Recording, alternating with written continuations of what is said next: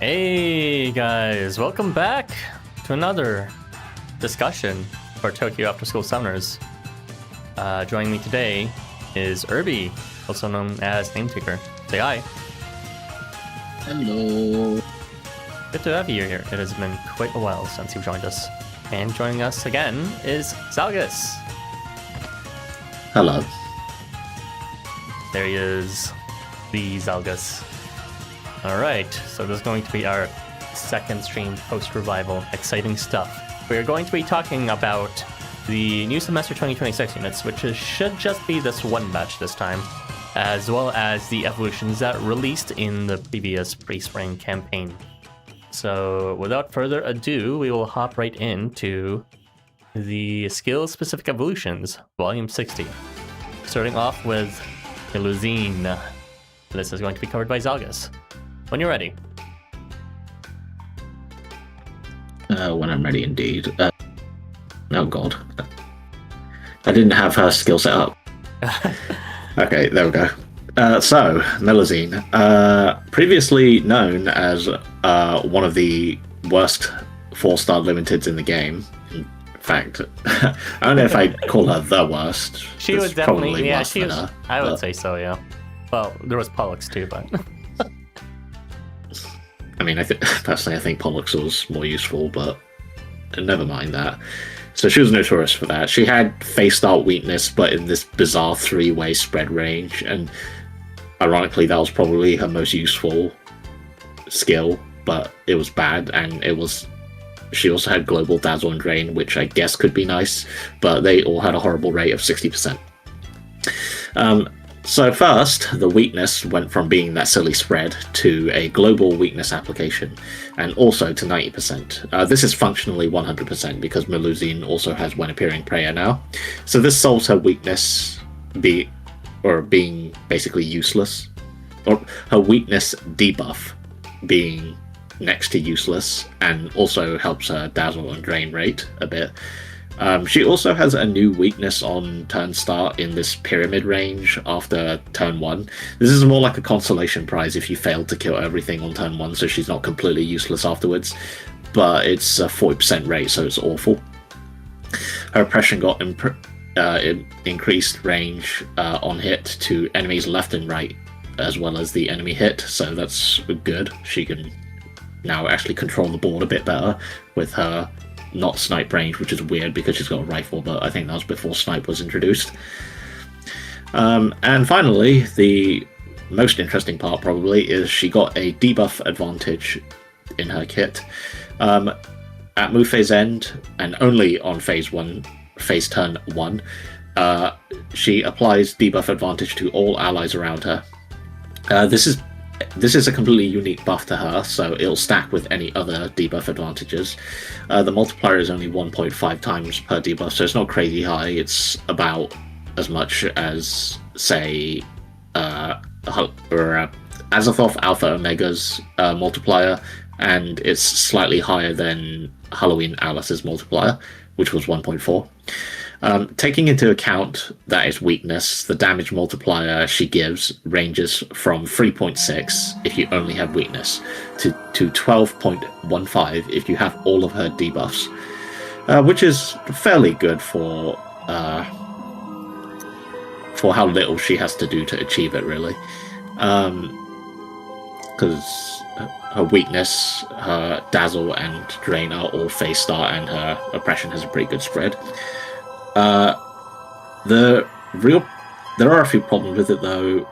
2 of her debuffs are still at 70% rate, or 80% with skill seeds, and also her window of power is purely for 1 turn. Since her debuff advantage can only be granted on that first turn, and it only lasts 1 turn, she's really all or nothing. You either kill everything then, or you're stuck with kind of a deadweight Melusine, who can maybe use her bad weakness. But overall, I think it's a plenty serviceable Evo. It gives Melusine an actual niche of supporting debuff teams. When you combine it with people who already have debuff advantage, this multiplier can probably help it just spiral to really high numbers the more you pile on. Though of the debuff advantage units, there's some unfortunate overlap. There's Kirito, who naturally has debuff advantage against every debuff, but he already applies Dazzle and Weakness. And then there's Halloween Alice, who also applies Dazzle, but you can probably get around it anyway. You can either use normal buff units for the other slots, or you can add some other debuffer that applies what isn't already here. Also, you could just use Azathoth Alpha Omega, who applies 5 debuffs that Melusine does not, but he's also so strong that I don't think it really matters if you use Melusine with him or not. What are those 5 debuffs? Curse, Bind, Confusion, the other one, Madness, and what was the last one? I was looking at it earlier. Well, he applies something. Oh my god, I forgot he did that much. Oh, buff reversal. Yeah.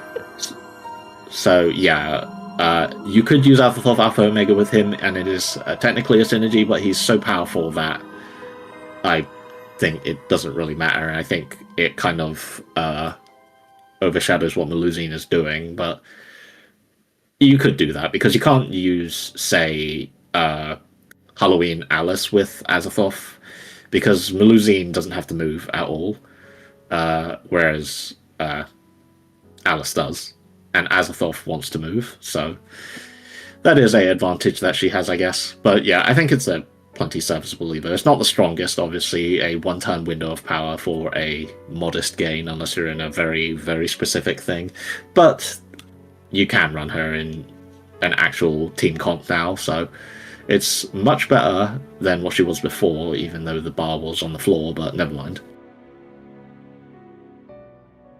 Anything you'd like to add, Erbie?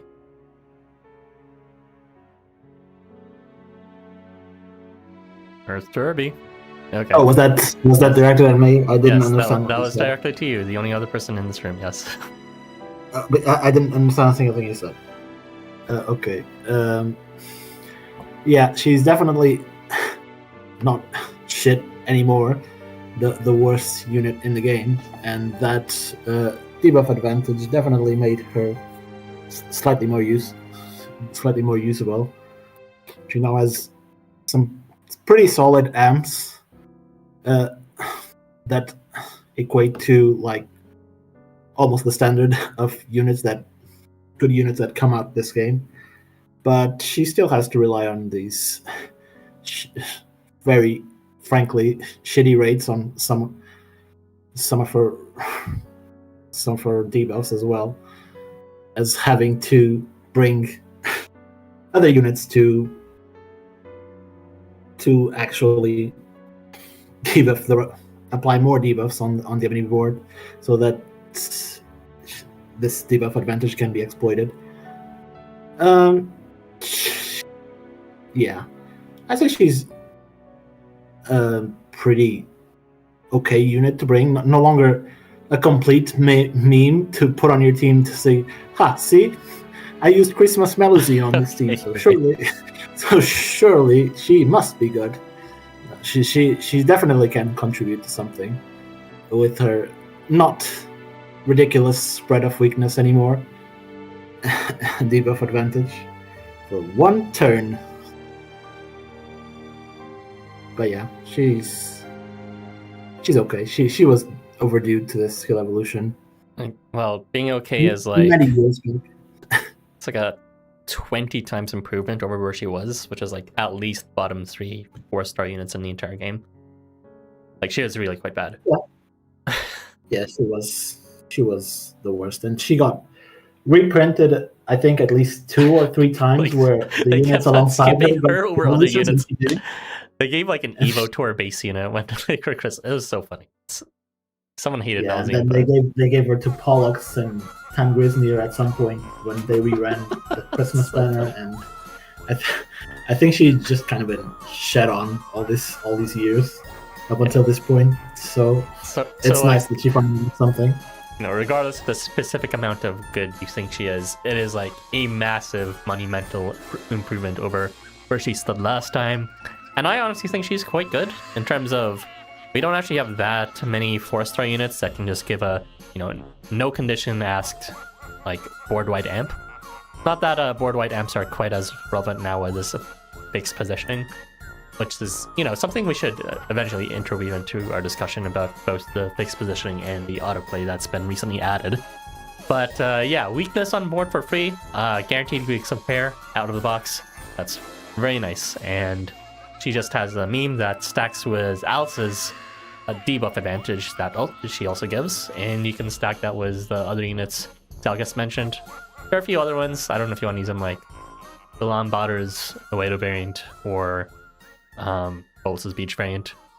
But yeah, overall, it's just like even in this footage here, you can see they're able to one-shot everything, including the mirror, and Tez himself, because of that extreme debuff advantage you can get from stacking the several debuffs Melusine gives, and several that Jack Frost gives, and apparently 5 that Alpha Thought gives, and whatever few that Alice gives on top of that, but also gives debuff advantage. So she only gives Dazzle, so she doesn't actually add anything. Yeah, no, she doesn't. Well, unless Melusine misses, which she might. It's still like an enormous amount to bring Alice, because she adds that stacking effect, right? Even if it is to a more limited range. Actually, it's about the same range, I think, towards allies. So you can see that as memey as it is, if you can one-shot warmongers with a committed setup like this, then it should be good for something, right? Like, no argument to be had at that point. In the right setup, she can definitely challenge the strongest of team setups. So I think overall this is not only a well overdue, but finally well implemented evo. Because I know there's a lot of units that have been waiting for a long time for an evolution that end up not being great. Between units like Melusine, and later we'll talk about Gandharva, we can say they gambled for the long game and waited for evos to be really good. And I think it shows. But yeah, that's just my thoughts on Melusine. Quite good, to be honest.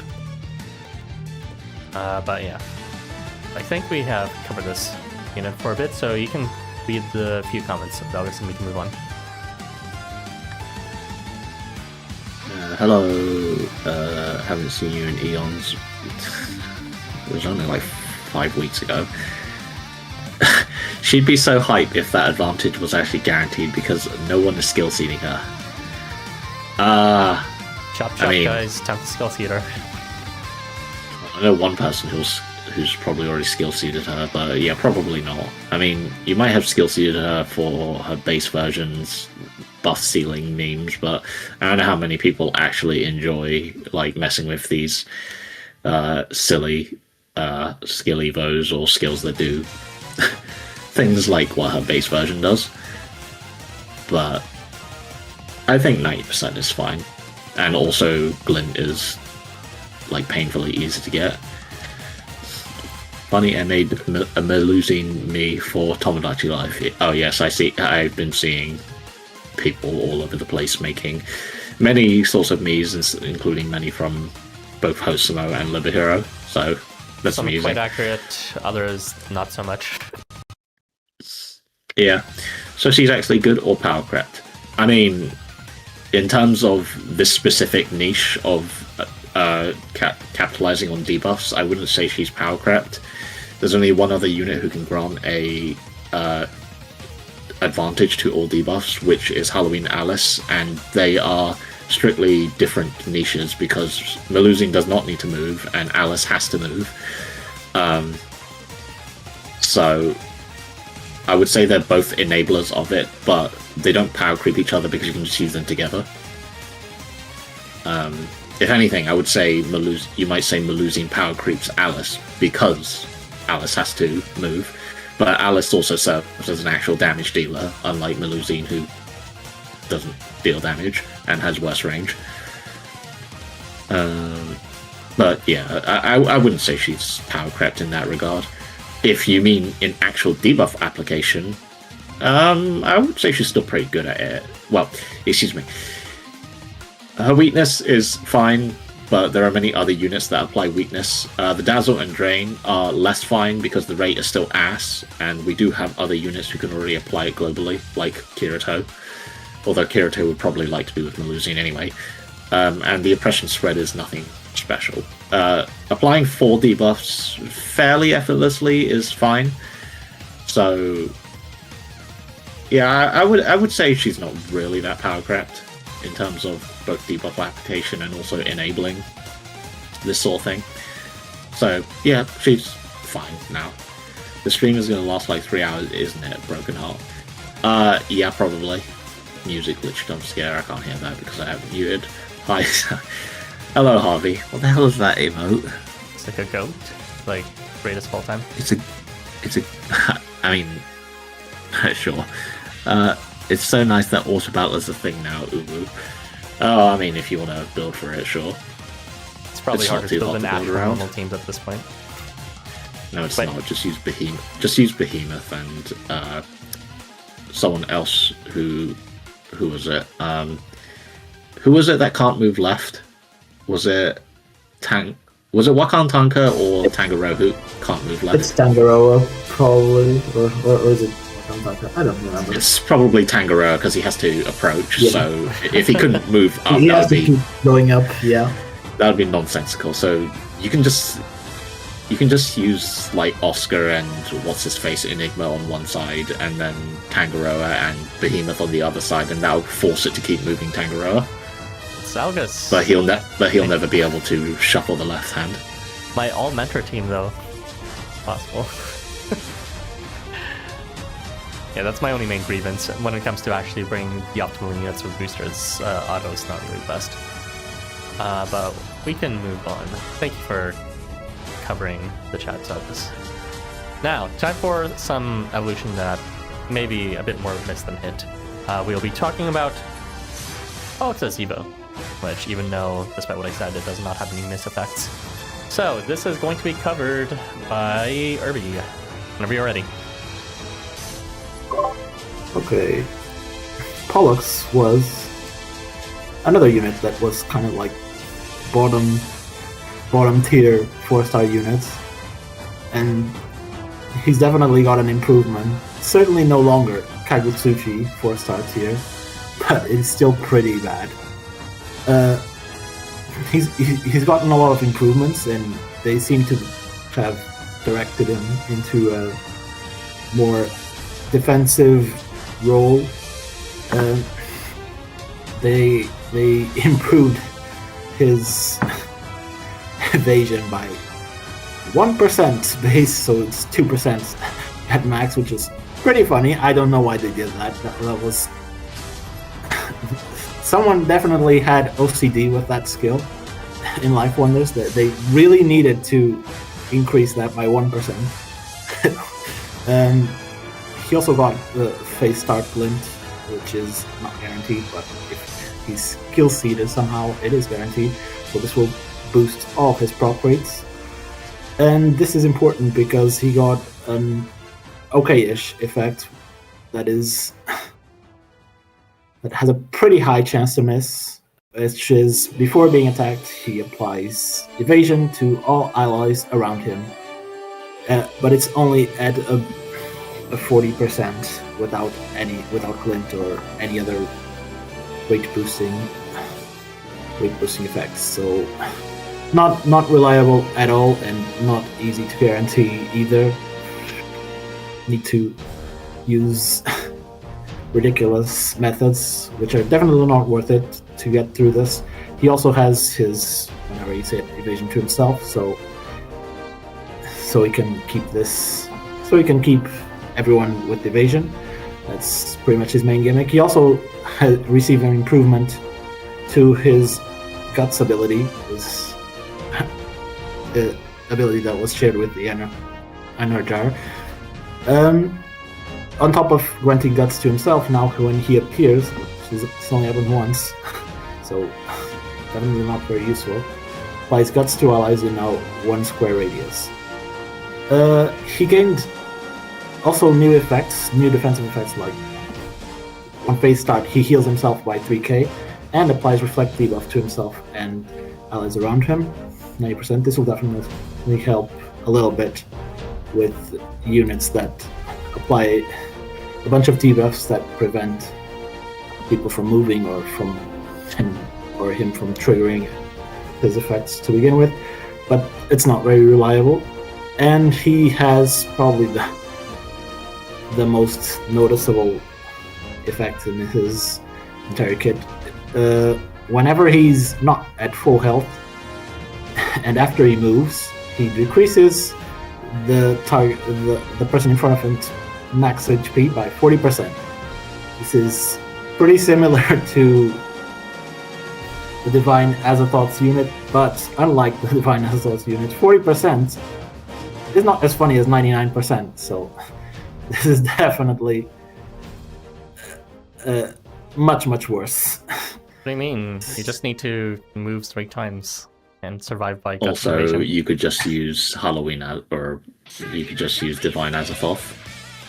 That too, yes, but this is a 4-star unit. It's permanent, and I'm pretty sure everyone, regardless if they've been pulling consistently in the game, or they just stopped playing the game for 5 years and returned, probably people have this unit, so it's not as bad as it seems if people really like Pollux. He's definitely still usable. Not still. Finally, maybe sometimes usable under very specific conditions, unlike before, which it was completely unusable. I forgot to mention something, that this Pollux really wants to get hit, so to help with that, he can apply taunt to himself and can pull enemies in a short range radius by 2 squares. So he can pull out enemies towards him, and he's going to attract the enemies to attack him so that he can trigger his evasion effects. This also only applies if he has his HP at 100%. So you might want to, if you're planning on using him, which I do not recommend, you might want to bring him with units that can heal but not provide any defensive debuffs with any defensive buffs, which are a lot of them. As Wonders has released a lot of units that can heal for some reason and do not apply defensive buffs, such as Halloween, Alice, and I think Shanmu. I think she applies a defense buff, actually. Still, doesn't matter. You might want to do that to play around his if not full HP rates, because he's definitely, the plan will be to get hit once, then he attacks, and then he's full HP again, and then let him get hit once, 40%. It's something that is nice in theory, but you're probably never going to see. But yeah, he's pretty much, I would say, a standard blow range unit. I kind of like this skill evolution because it's an actual. It focuses on him being a blow range unit, unlike a lot of blow range units that release nowadays, which just apply a million of effects to the whole board, like Valentine's Sipakli. He hits on blow range, but it applies on 3v3. The effects of him hitting. I strongly agree with that sentiment. My only grievance with Pollux's Evo is he doesn't have any miss effects, and you have to move him constantly, but he has no extended movement, so other than that quite a well-designed blow range. But yeah, I wish more blow range units were like this, but at the same time, there's no reason to use blowy units in this game. They never showed any reason to use them in the recent Pollux years, for so. a quest that doesn't exist. Yes. Gandharva 3. It's never gonna happen. But yeah, he's you can work around him at least this time. He's going to take a lot, but yeah, you can beat a good amount of quests with him, but it's just gonna take 10 times longer than it normally would. if you decide to not be degenerate and actually just play with a standard team. Yeah. This Alternatively, Evo you can is just bring him awful. with the super overpowered units and pretend he's doing something. Yeah, like Vainamoinen, which we'll get to. Yes. Yeah, I But yeah. don't know why you would ever want to use this Evo. It's like, when has clearing the map out slowly with blow ever been like a pleasure to do? And he's not even that good at doing it, because he has one damage buff that will last one turn, and then he has to just sit in front of them, reducing their HP. Which, I mean, you know, at minimum, I guess it'll take him 2 turns if he can do enough damage. But why? This does not make me want to use Pollux any more than I already didn't want to use him. I feel like there's an argument that can be made that, yeah, I do not want to use any of these units when I can just bring protagonist 5-star or Housamo or whatever. So, yes, Pollux has less utility in the game overall than these other units, but like, I feel it's a bit unfair to just use that as an argument, because I could definitely say the same about why would I use Christmas Melusine when I can just bring the better units. Well, because if you bring Christmas Melusine, I think you can make a team that is actually respectable. But if you use Pollux, then he has to be has to be the core of your team, because he's the mover. Like, you have to build around him.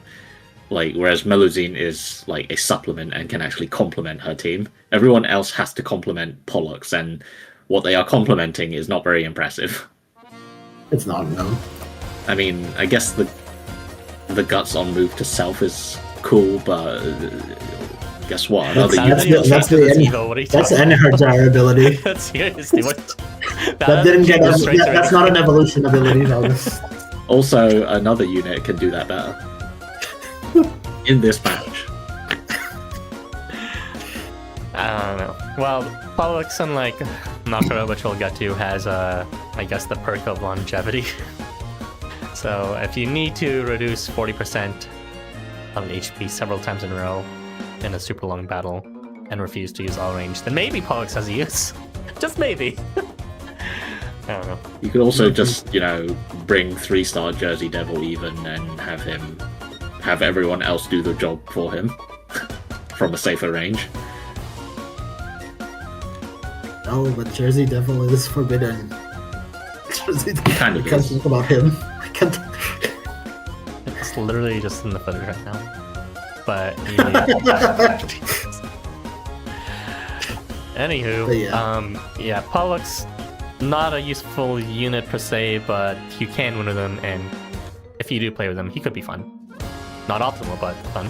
You can win with him now, unlike before. Before, to win with him, you'd have to rely on that 60% guts. So now at least you have something. It's not very good, but it's something. Anywho. Also, I like how you included Starshine Plus there. I mean, of course you would, but like, I temporarily got tricked for a moment there when I glanced at it. I was like, he got 3 Evos? But no, he did not. Starshine Plus is just not bad. Everyone can be Gandharva. Gandharva really gambled to put off his Evo for since release, and it paid off. I think this is just Life Wonder saying, yes, we'll never give relevance to this unit ever again, so we might as well go all Make him out. the most relevant unit ever with the release of Auto. Yeah, okay. Anyways, we are jumping the gun. No, here. I meant in the story, it was like, yeah, we're never going to give this unit a variant or whatever, so might as well, like, that's what they did with Ahab. That's true. I mean, Like- Ahab has a different reason for not being a variant at this point. True. Well, I don't know. Gandharva might. He's like an okay, like a background character to be a liaison between guilds, when you don't want to spend any other character doing it. Anyway, let's move out of this character. Please Please go move. ahead and cover the chat, Erbie, if you will. The stream is going to last 3 hours, isn't it? I'm guessing that's No, Pollux was shit. Don't see it. Or actually, no, it's holy shit alive from you. It is indeed alive from us. Okay, I see it. Pollux was shit, but now he okay-ish. Okay, he's okay. Ish, maybe, sometimes. Yeah, if you really want to go through the extra mile to make him okay. Yes, Life Wonders, I would love to use a blow-range DPS that has to move when there are 10 enemies on the field every turn. How did you know? Well, they have to make use of their blow range. That's what they're trying to do. Like they don't want to delete it. They saw Like- Jacob and they saw Hotameza, and they're like, "Whoa, everyone loves these units. Let's do it again." They can't just delete the range. I mean, they should, or maybe they should start. Actually, no. They can't even make quests for blow range units because they created Waylay, so it's irrelevant now. Summer Hombre is younger and more beautiful. Correct. Okay. Low range DPS is worst type of pain in this life. Hashtag Choplux. Erbie, I hope the monkey's finger curls and that Triton variant is a selfish low range DPS that has to move. That's not going to happen. I mean, if they do it nowadays, he will maybe actually get a proper kit. Well, if he does, he's probably gonna get something like Sipagli, where it's like, yeah, I'm low range, but like I apply all these effects and flat damage to 3x3 or the whole board or something. We're covering the Triton alt later. What do you mean it's Vaina? There is no Triton variant here. And that's all the comments. Alright, thank you for that. We're finally moving on to Peak, not quite Ashley. Here's another okayish Evo. We'll be talking about August now. Barguest. I'll be covering this unit. So, this is going to be his variant from the Time Warp event. He received a number of changes in a single evolution. That is to say, he had some revival effects in his kit before. He gave some healing to units that were encircling him, and he gave guts to those allies too when he departed. Now that's toward the entire board, so he does not need to be nearby them. In addition to these upgrades to his existing skill effects, he's also received Prayer on Arrival. Everybody loves this as an Evo slap-on effect. And he now has some reactive heal skills. These aren't revival type effects, mind you, because of the timing. But rather he heals his allies that are around him every time he gets it, before the damage is actually imposed. And he also, does some flat damage on debuff, and he also applies guts to self on a unique opponent turn start condition when his charge is full. So let's go back to the beginning and try to sort out his skills to be more sensible. So Barguest here does give himself 6 different buffs, which will be something we'll look at later because he does have a after buff effect, I believe. That's from his base kit. So, as we said, the first thing we should talk about is he has prayer on self on revival, so including his base kit as well as the new skills he got, everything is just a bit higher rate than I'd expect for the first 5 turns. He is also someone with a moderate charge spell. What does this mean? Well, from the beginning, he's always been able to bestow himself 12 CP for each buff he receives at an okayish 80% rate. And he can bestow himself 6 different buffs now with his evolution. That is Prayer, Regeneration, Taunt, Protection, and Guts. And the major change is his ability to tank. He is just a far better tank now. Well, maybe not that far much better, but it is a bit better now. So, as before, he can draw the enemy in every time he moves. in a 3x2 area ahead of him at a 90% rate, and he also draws enemies in through his AI manipulation taunt effect, also on move. And in addition to that, he is a damage mitigator, just like before. He has protection to self and allies adjacent every time he moves at 90%. Curse to combatants when he's hit, as well as when he attacks the enemy too. 90% for when he attacks and 60% for when he's struck. And he has a reactive before being hit tenacity effect to self and allies, or the one ally that is directly behind him. He is also a healer. He has a bit of regeneration on face start himself, and he can heal his allies that are encircling him before he is hit. That's part of his evolution.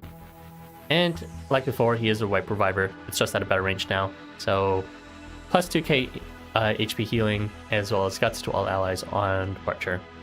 And lastly, he is now a guts tank. Very good guts tank. Well, kind of situationally good guts tank. He has a guaranteed out-of-the-box guts every open turn start, as long as his charge meter is at 100, as long as he has 100 CP. And that pairs with his Marler chargeable ability for each time he gets buffed. And lastly, he is a flat damage dealer. So besides the burn on charge from before, he does 3,000 flat damage to enemies in a 3x3 area ahead of him for every debuff he receives. So that is exploitable if you give him multiple debuffs. And the only unchanged thing about him is he does have a bit of a minor damage dealer role between his advantage against burn on charge. But yeah, what would we recommend for this unit? Well, just use him like how you normally would, of course, with skirmishing, as well as a revival stalling when he dies and he can revive other people. But now he can also exploit indefinite guts. It is kind of situational, because as long as the enemy is a close range fighter, he will try to approach Barguest and make him use his charge attack so that he can no longer indefinitely keep on refreshing his guts. But if the enemy's long range, or if they keep on inflicting some sort of a charge denying effect, such as CS lock or darkness, or some CP depletion effect, or even something like obstruct, exhaust, I think that's what it's called, I forget what it's called. Then, just like in this footage you can see here, Barguest can keep his 100 CP up as long as he wants, without ever losing his charge, to keep refreshing his guts. And this could be useful for certain survival challenges or long attrition battles. And of course, you can also deny his charge through ally intervention as well, such as through Tendelos or what's called Eagle Knock. And his flat damage could also be useful, especially for 3x3 large bosses, especially those that give lots of debuffs. So this exact footage you can see here. But yeah, other than that, the usage of Barguest has largely not changed, except for if you are going to be guts stalling with him, which, in theory is a cool idea, but like in practice, based on what we've seen with like Divine Shino and other gut strategies, usually for longer quests that expect you to survive for a certain amount of turns, they just remove your buff straight up. So it is a bit, in practice, questionable how useful indefinite guts can be. But yeah, those are all my thoughts on Barguest. So, what do you think? Zalgus? My thoughts is that... Or Erbie. Okay. Erbie, you go, yes. Sure. My thoughts are that this kit barely changed. They saw Barguest and they thought, I guess we should give him a skill evolution, and didn't really change all that much beyond adding that guts. Yeah, this is, in my opinion, the most underwhelming skill evolution in the batch. Not because he's the worst unit, but because in practice, nothing really changed about Barguest. You're still going to use him as you would before, and if you didn't use him, I struggle to find a scenario where you thought, wow, this skill evolution makes me really want to use Valentine's Barguest now. So, yeah, those are my thoughts on it. Yeah, I would say the same. Like, his game plan doesn't change, and it isn't meaningfully, like, improved, I would say, except, I guess, the heal to his allies. I guess the guts at 100 CP is nice too, but yeah, it just doesn't have very much wow factor to it. I guess you could pair him with allies who debuff him, even though that would imply that you're using him as DPS for some reason, like if you're using Hecate, which is complete nonsense. But anyway, no, I don't think it's a very impressive Evo. I don't think it's bad, per se, but it's pretty boring. It's it's a brand new effect, the one thing. It doesn't change how you normally play, it's just kind of its own separate thing for a very specific kind of quest. And like I said, when it comes to like long-term survival quests, they kind of just remove guts usually, so unless they start releasing more survival challenges that are actually, difficult and not just, remove all buffs, do a certain amount of patch damage, and, hope for the best with some other cheese. Then Barguest's evolution here probably won't change too much in practice. But, in theory, if they do decide to release more variety for survival quests where guts could actually be useful, then yeah, he could be quite the contender.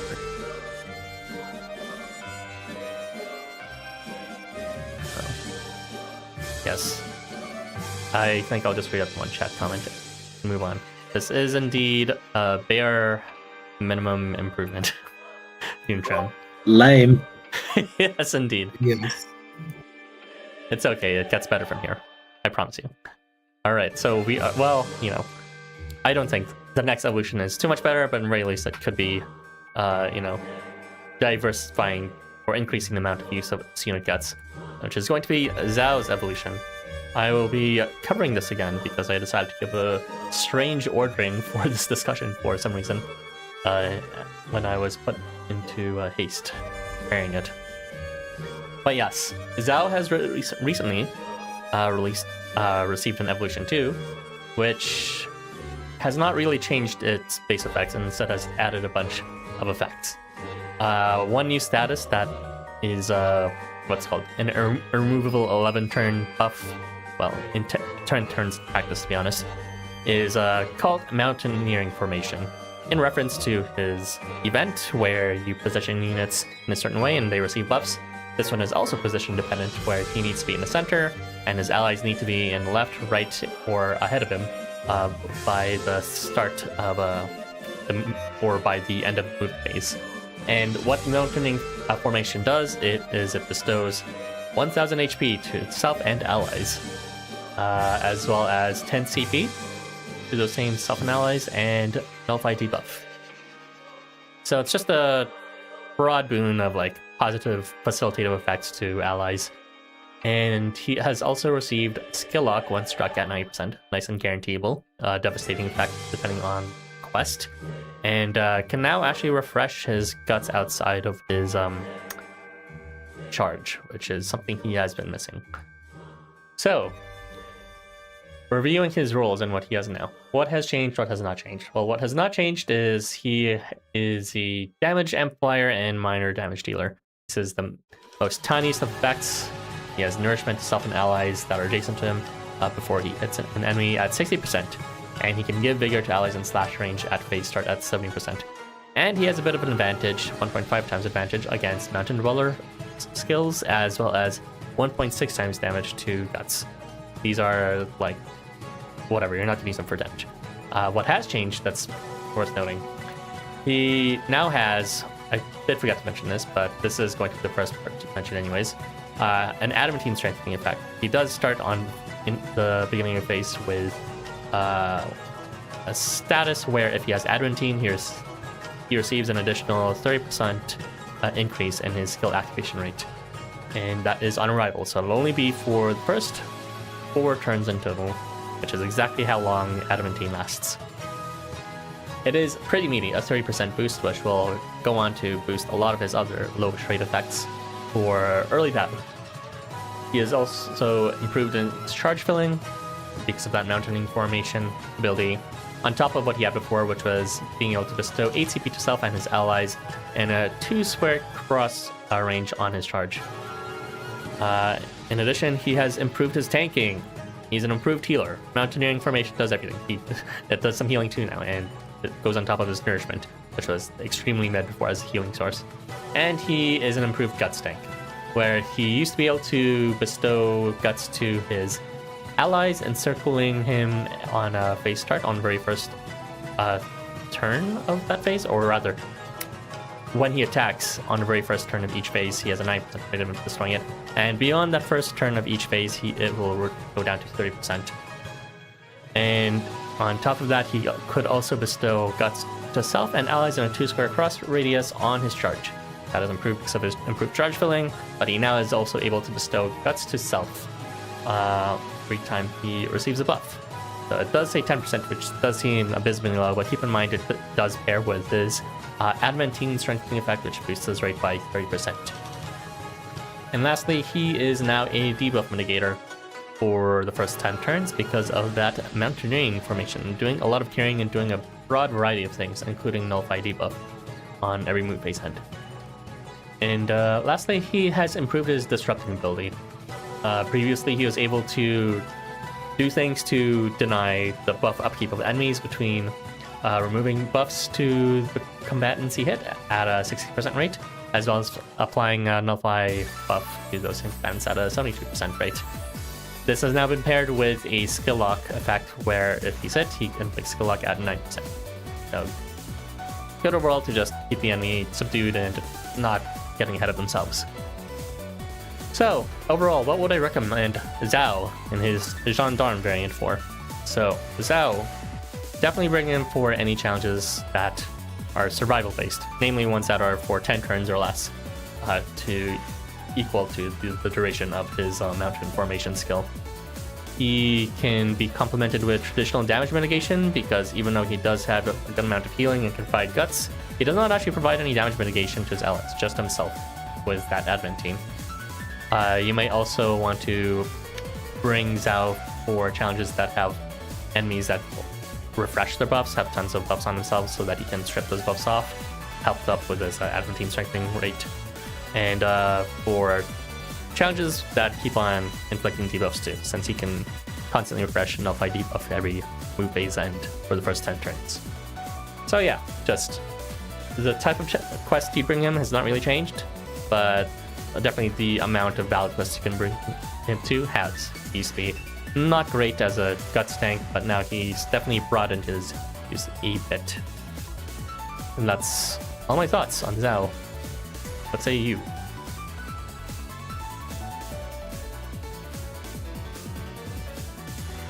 How do I have to go first this time?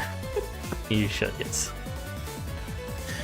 Well, I always enjoy meaty skill activation rate ups, and I guess it does make Zhao. I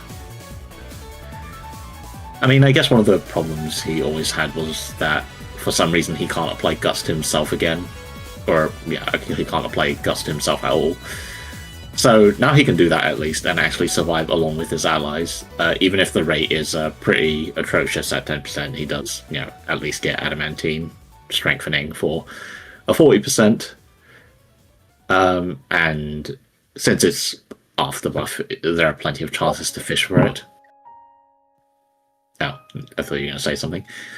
I think it's neat that they kind of tried to call back to the mountaineering formation, because that thing was a interesting gimmick, since that was quite early in the game's life cycle. That was like the second year. Even if these effects aren't quite as I wouldn't say they're the most interesting effects, but they're still plenty strong. 1000 passive healing is quite nice, as well as debuff or nullify debuff. I kind of wish there was a damage buff there, like there was in the original event, but oh well. But yeah, I think it's a fine Evo. It is thematically appropriate, and it does still go with his original purpose of gut spamming. So, it is an Evo that expands upon what he already did in a lore accurate way. So I think that's cool.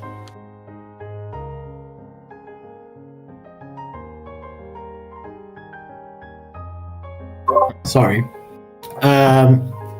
Yeah, I have to agree. I think it's neat that they added the formations back to Zao, like in the event. I will never forget when Left Wonders did these kinds of neat event, only specific bonuses.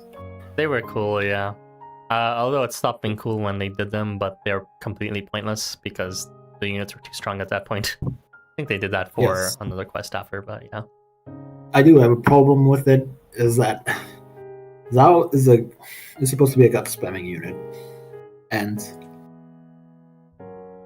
these effects, I feel like they last too little. Like, Adamantine strengthening lasts 4 turns, in theory. So like, after that, after the first 4 turns, you're back to your average rates yet again. I think 10 turns would be better, just like the formation. But take what you can get. Yeah, that's it.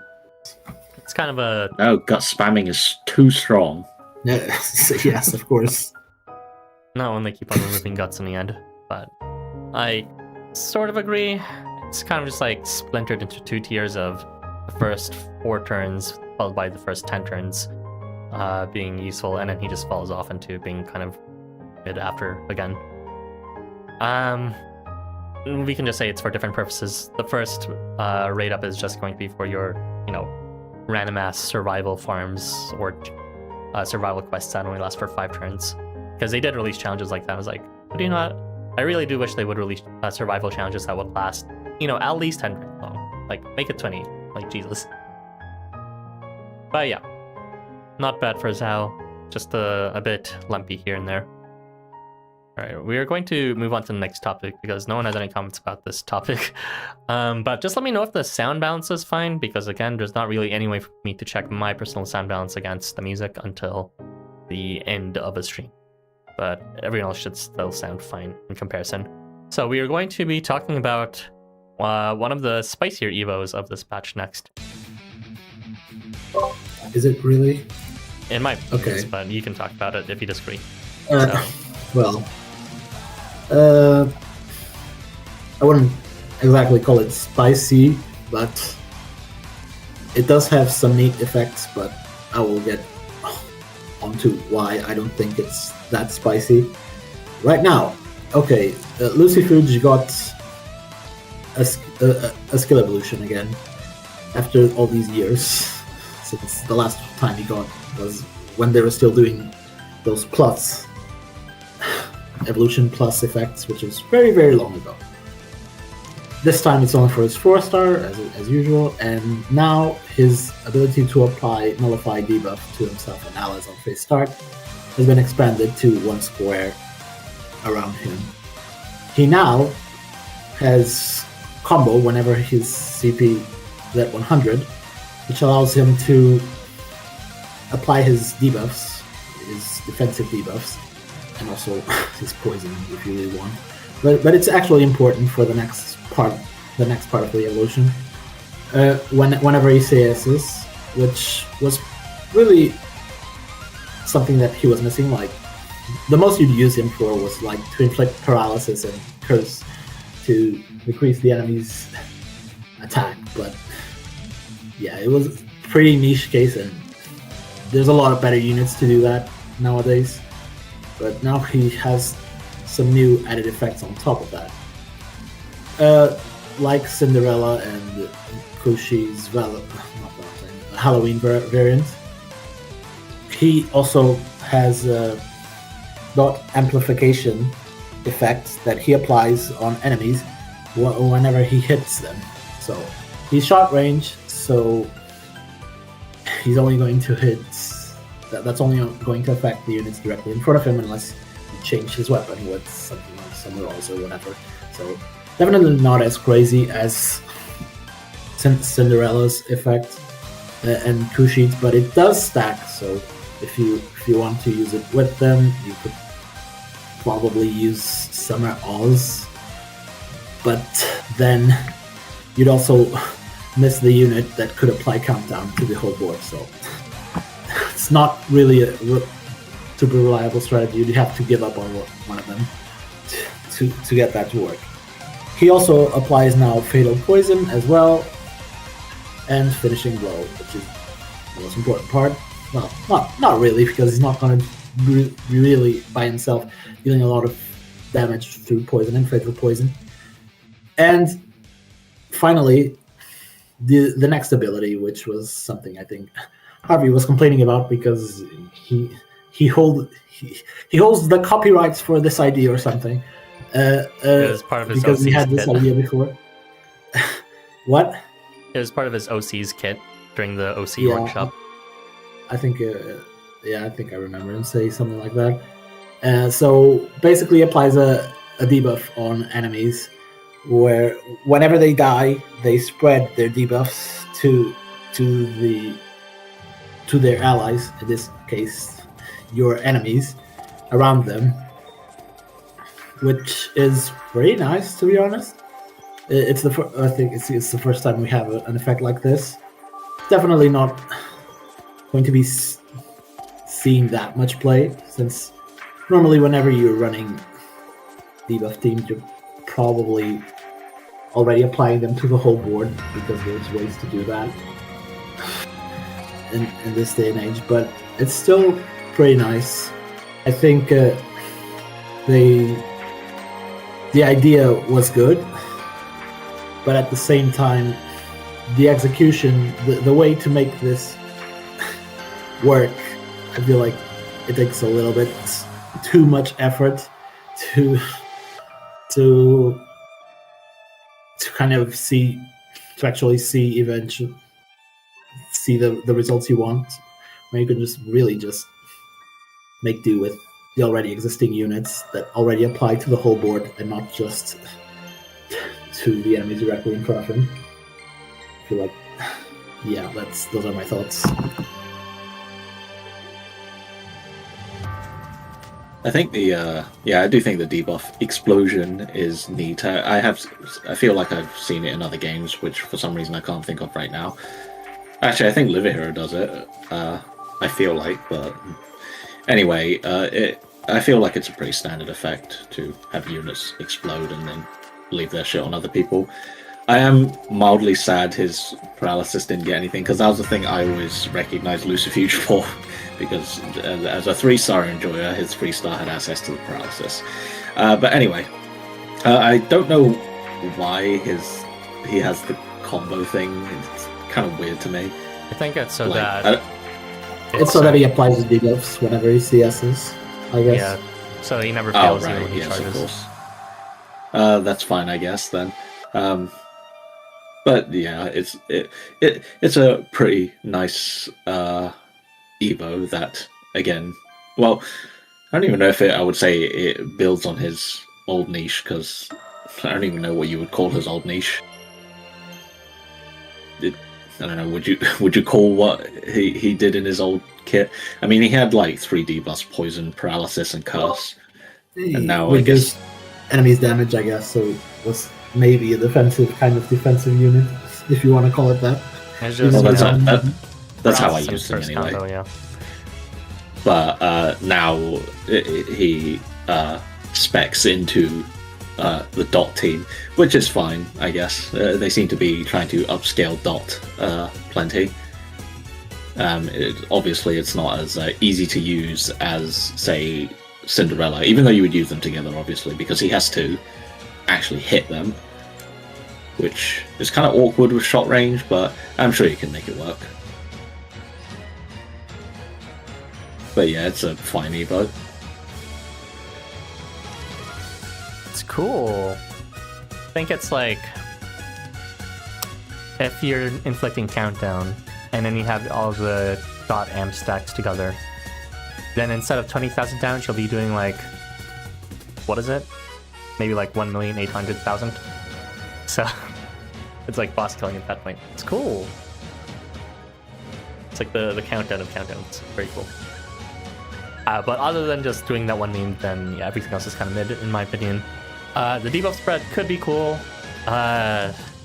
If you're trying to like slowly, turn by turn, get people to catch like Lucifuge's diseases as they die off. But more so for a meme than anything. I don't have much to say about that guy, so we can move on if that's it. Woohoo! Time for the next skill evolution. This is Makara. Woohoo! I'm sure he doesn't have something also annoying. Okay, let's see. Makara got another skill evolution. He was in the same position as... Did you not Did you want to read read the comments? Yeah, I was like, are you we can read all of them. Like I can read all of them at the same time. Sure, we can do that. Yeah, we can do that. Sure, let's just give me a warning. I have two in a row, so might as well. It's like I didn't even switch the graphics. Jesus Christ! All right, good. I'm sure it's fine. Okay. Right. Makara. He's kind of in the same boat as Lucifuge, although he also doesn't get a skill evolution since the Stone Age. So, but he finally got another skill evolution, which was through his fourth skill. Now, his evasion, whenever he gets hit to himself, is 90%, which is realistically in the first turn 100%. It's actually guaranteed for the first turn, which is pretty nice. This is guaranteed because he also got an after moving only on the first turn of each phase, glint to himself and allies or is horizontally below him by 3 squares. So that's pretty neat that he has 100% evasion on the first turn whenever he gets hit, but we have a lot of units with phase start evasion, so it's not super special, but it is nice that it is there, and the 90% is easily guaranteeable with skill siege. So if you have Makara seeded, you have a 100% evasion uptime unit, which is pretty darn nice. Right. Beyond that, let's move to the actual parts that will make you want to use him probably. Is he applies after buff decrease targets max HP by 10% to enemies in shot range to all allies. This lasts 4 turns, so essentially 3 turns to his allies. So what this means is whenever his allies get buffs, the enemies in shot range of them will get their HP decreased by 10% for each buff, which sounds really neat. You could potentially put them all in front of you and clear all 3 columns with this effect alone, and disregard Makara entirely. He also gets the same effect to himself, but instead of it being shot range, it's slash range. This is not as neat, but we will get onto it. He also now applies after moving arousal to himself and allies, and as I said before, on the first turn, glint. So this will help him keep triggering this after buff effect on himself and allies. But this on top of his previous skill evolution that made him apply evasion to allies behind him, kind of makes it seem like, oh yeah, you should put Makara in front of your team, and the units and the other units below him on slash range below him. But if you put them in this formation, you will not take full advantage of that shot range because they will not be able to reach the entire column with that after buff effect. So you're going to have to bring your own buffs to trigger that in that case. But yeah, you can abuse this skill for vertical maps if you really want to. I feel like there's a lot of easier ways to exploit this effect. Like we have a lot of other units that decrease target's max HP without all these conditionals. But it's still pretty nice that we have another one that does this with a different conditional. He also gained resistance to confusion and madness, which is nice because he was primarily a defensive unit that wants to get constantly moved to constantly apply evasion to himself. Well, mostly his allies. His is automatically, but yes, this will help him keep moving. He's still not immune to the hard CC effect like paralysis and whatnot, but confusion and madness is better than nothing. So he's got some help there. If you want to use Makara for purely defensive evasion unit, he's gotten better. If you want to use Makara for his after buff, decrease max HP to enemies, you're going to have to sacrifice the rest of Makara's entire kit and just put them all in the front so that they can apply their after buff effects to everyone instead of having to shuffle around your units while the buffs get applied and hope to God you get 100% on all 5 columns because that's never going to happen. But I think this is a pretty good skill evolution overall. Even if these two roles kind of are supposed to work together, but kind of dampen the effect of one another, but in a way, not to a significant degree, but it's annoying a little bit. It's a little bit annoying that this happens, but you can definitely work around this. He's definitely a much better unit, and definitely not a mean troll pick to bring for evasion teams while you ferry your Makara and hope no one hits him upwards. But yeah, he's definitely got one of, I wouldn't say the best skill evolution because we still haven't gotten to those, but he's definitely got a pretty decent skill evolution in contrast to all the others we talked about today. Hey, Melusine's fine. I think it's funny that he's immune to confusion and madness, but then not the actual abilities that stop movement entirely. So no fear, no paralysis, no break, etc. So I think that's amusing. But anyway, his percent health damage thing, I guess, would work if the enemy is in a formation where they're not in the far back, or that they're not in the farthest back row. So I guess that would work.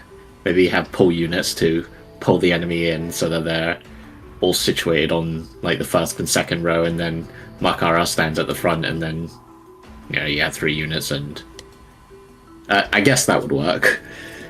But that depends on the quests. But anyway,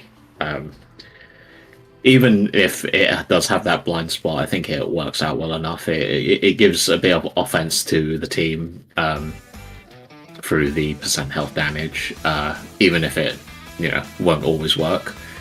And I guess you do have the option of just standing everyone up front, although that's the part which goes against his preferred team formation. But I think it's fine either way. It can work. It's just not foolproof. I'm very sure they designed that range intentionally so that the intended range was everyone affecting only thrust range, because Makara himself is thrust. So, move Makara in front of all 3 units, and then they can do flat damage to just the thrust range collectively, and Makara can do extra flat damage to everyone within slash range. But, it's a choice. And besides that, I would say that's kind of like his only use, to be honest, because like I don't think his evasion use beyond turn 3 is worth bringing him for. He's like, if you're not killing people with his flat damage within the first 3 turns, then there's not really a point to bringing Makara, in my opinion. I mean, You can stall with evasion forever, wow, and take 50 turns to clear the quest, or until they remove evasion. He still has to be hit for evasion for himself, right? So he'll take 1 damage of unmitigated damage for 1 turn, rather. It's when hit, not after hit, so it should apply before the damage calculation. 1 hit is... You're thinking of before being attacked, which is, you know, something like Sasagwa has it. 1 hit's like he has to be hit once, he'll take the full damage, and then every other hit after will be with evasion. So, if you thought otherwise, it's more shit than he thought. I don't think that's how it works, but I'm just going to believe you. Because I'm not going to. I mean, that was I haven't used units with those effects in ages, so... The timing hasn't changed from before the Evo, 1 hit, right? That was the case with, during that time too. With Storm Dancer, you have to be hit once, and then you can get evasion afterwards. So that was definitely a thing that has not changed. Rest in peace. Alright, now you may read the chat. Well, actually, did I comment on anything? No, I just said he's useless beyond turn 3. Yeah, so you can read the chat. Dot is now getting time to shine. It started last year. It's time to get with the times and redeem Cinderella. Housamo following Star Rail footsteps and creating their own Dot meta. Kafka meta. Just became a supporter, a sponsor, or whatever. Hope you enjoy the emojis. I always forget that he's short range and not magic. Like, look at that splash art and tell me that he's supposed to be short range. What the hell? Yeah, true. Streamlan's bot is running. Robot emoji. Old ass. Makara, my boy. Jambavan crying emoji. Makara should have gotten the second one. When are we getting skill evolutions for skill evolutions? We already got that, and it's called the Lovesick. True. I think it was the Lovesick. Wait, was it? I don't think it was. I think it was another one. It wasn't like Avenger or something? I don't know. Yeah, it was Avenger, I think, wasn't it? There was at least 2 that received 2 sets of Evos. I think Lovesick might have been another. Maybe. No, it's not the Lovesick, actually. I forget what it was. There is a Evo that got a ++, but I don't remember. Just look at Nomad. I'm pretty sure he has like both of them. Avenger is one of them. Oh, okay. I don't know. Nomad has one, I think. Something about like when you're hit. Avenger ++, yes. Oh, he only had Blink Jumper Plus, so maybe it is only Avenger. When Life Wonders feel like it's maybe soon, or just delusional. They buffed Avenger twice, but the others go figure. Because he really needs 1 Evo for Evo or extra buff. Well, I knew there was some skill Evo ++ BS in the game already. Let's upgrade Swimmer plus Life Wonders. We're waiting, eye emoji. Swimmer ++. Low key, they need to make all common Evo at least extra Sage of Evolution. Well, Makara definitely has more utility than Pollux. This is because he's thrust and not blow. Rocket emoji. LMAO. Thanks. Leaked and Euron emoji. Thank you for reading that text-to-speech, Erbie. We're going to be moving on to the next topic. It was very important. Alright. Oh, not that side. Alright, Zalgus, you're up next. We're going to be covering your favorite unit of this batch, as well as many other people's, when you're ready.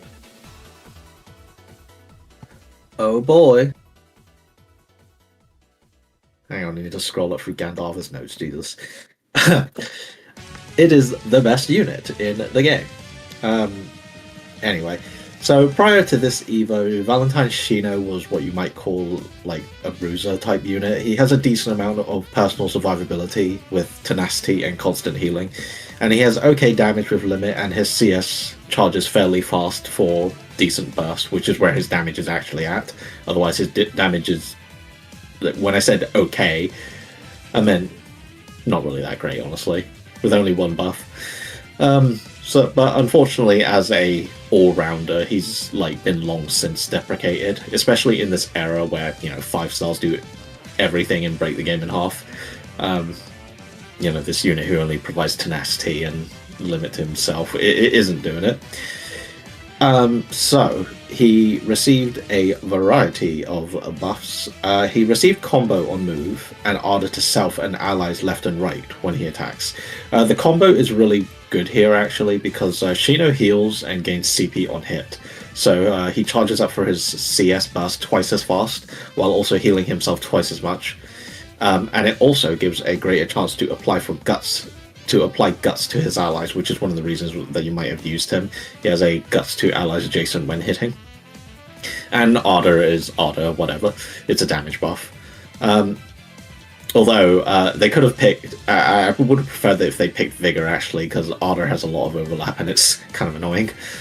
But anyway, he received a unique buff on move to allies left and right to self, so all most of his buffs apply to the left and right, which is also where his tenacity applies. While holding the love buff, the units will get a 3 times damage multiplier. This is a completely unique buff, only Shino has it. This is a really easy buff to make use of because literally all you have to do is make every other unit love Shino, which is as it should be, and then Shino needs to love one of them back. There are some unfortunate caveats to this, but I'll talk about it later. Otherwise, Shino got 80 CP when appearing, which gives him his early burst damage, and he also heals allies adjacent when attacking for 1500 HP. Unfortunately, this is only a 50% rate, but he can potentially heal a lot with it, and with combo he gets to fish for it twice, unless you're unlucky like me and you don't proc it a single time in 6 hits. Also, if his CP is 100, he removes all debuffs, which is fine. Debuffs are really the main thing which will be stopping him. So for this buff, this buff makes Shino a decent offensive buffer for his allies while further boosting his own damage and team healing. With Ardor and Love Strengthening, which is 3 times 2.4, this becomes a 7.2 times damage buff, which isn't... It's alright, but it's nothing crazy, I'd say. Especially not with some of the other Evos we get, but we try not to talk about Chulainn. And for Shino personally, his damage goes up by quite a bit, dealing 35k damage, including both combo hits, and 311k damage with his CS and the follow-up hit, which is quite impressive, in my opinion. I might have calculated that wrong, but I'm pretty sure I'm right. And with his new heal for his allies, Shino is quite capable of sustaining a team much better, whereas before they would kind of just eventually die, and then you'd need to hope Shino procs guts, or, you know, they'd start dying, and you need to hope Shino just keeps proccing guts repeatedly. But now he can potentially heal them for quite a lot, and if he fails the heal, well, then he has double the chance to get guts, I guess. This buff also has the side effect of making Shino pretty good for abusing some on-buff ARs. Because Shino has 3 buffs that he refreshes each turn, and then another 2 every 3 turns, or every 2 turns rather, which is Combo and Ardor. The free 5-star Moritaka Masashi AR that I think just cycled out, which is unfortunate, is quite nice for Shino in my opinion. It's a 40% chance on buff to apply crit to allies adjacent. The rate is kind of terrible at base, but Shino does get multiple chances to proc it, and your team's probably going to be sustaining for a while anyway, so you'll probably proc it sooner or later. And again, he has multiple chances to do it, and it synergizes with what he was already doing, which is just moving next to his allies. What is this gameplay footage? You hear that, Ara? Okay. I don't know. Well, Shino, I'll actually, I emojis. can opine on what that's about, but anyway, I think this Evo is pretty good. It synergizes with what Shino already did, while adding damage buffs so that you actually have an incentive to use him, because, you know, it's all well and good if you're sustaining yourself, but if you're not sustaining your allies, then that's pointless, and if you're not giving them damage, that's even more pointless. But this Evo does have some undeniable problems that you can't really circumvent. First of all, since it relies on the love status, that means the effect is completely dead on any support units. Shino on support cannot love any of your units, and vice versa. This means that if you're team building for Shino, then you need to have anyone who wants to benefit from his love strengthening on your own account. The other problem is, which is not really that big of an issue, but I'll say it anyway, is that you're going to need to fill around with the love status constantly, depending on who you're pairing Shino with. Technically, you could just make every other unit love Shino, but you'd still need to mess with who Shino loves, depending on your team. And I guess if you don't have Forget-Me-Nots, that's also a problem, but because you won't be able to change his relationship, but whatever, they're easy enough to get. But yes, in one of the footages here, since Ara doesn't own Shino, it means that he literally cannot use the love strengthening buff. It's like, it is completely useless for him. I mean, not that he picked a team that would best demonstrate it anyway, but essentially he's only getting combo and Ardor here, which is like... Hey, listen. You are demonstrating damage. I'm demonstrating tanking and healing. Ooh. Yeah, sure. Anyway, yeah, I think it's a pretty good Evo. It's nothing, like, absurd, like, again, Chulainn, but I think it's fine for people who want to use Shino. You can now actually build a team around him where he's meaningfully contributing. Also, I think the backup wiki is bugged somehow because every Shino except 3-star Shino doesn't appear under the units who can use the Moritaka Masashi AR. And I was like looking at the list earlier and I got confused. I was like very confused because I clearly used that AR and for some reason he wasn't on the list. But it's fine. Yeah, that's a bit buggy. Like, Chulainn doesn't even have his relationships on the backup wiki. So... I don't really understand the rules for what shows up and what doesn't, but it normally shows up when it matters.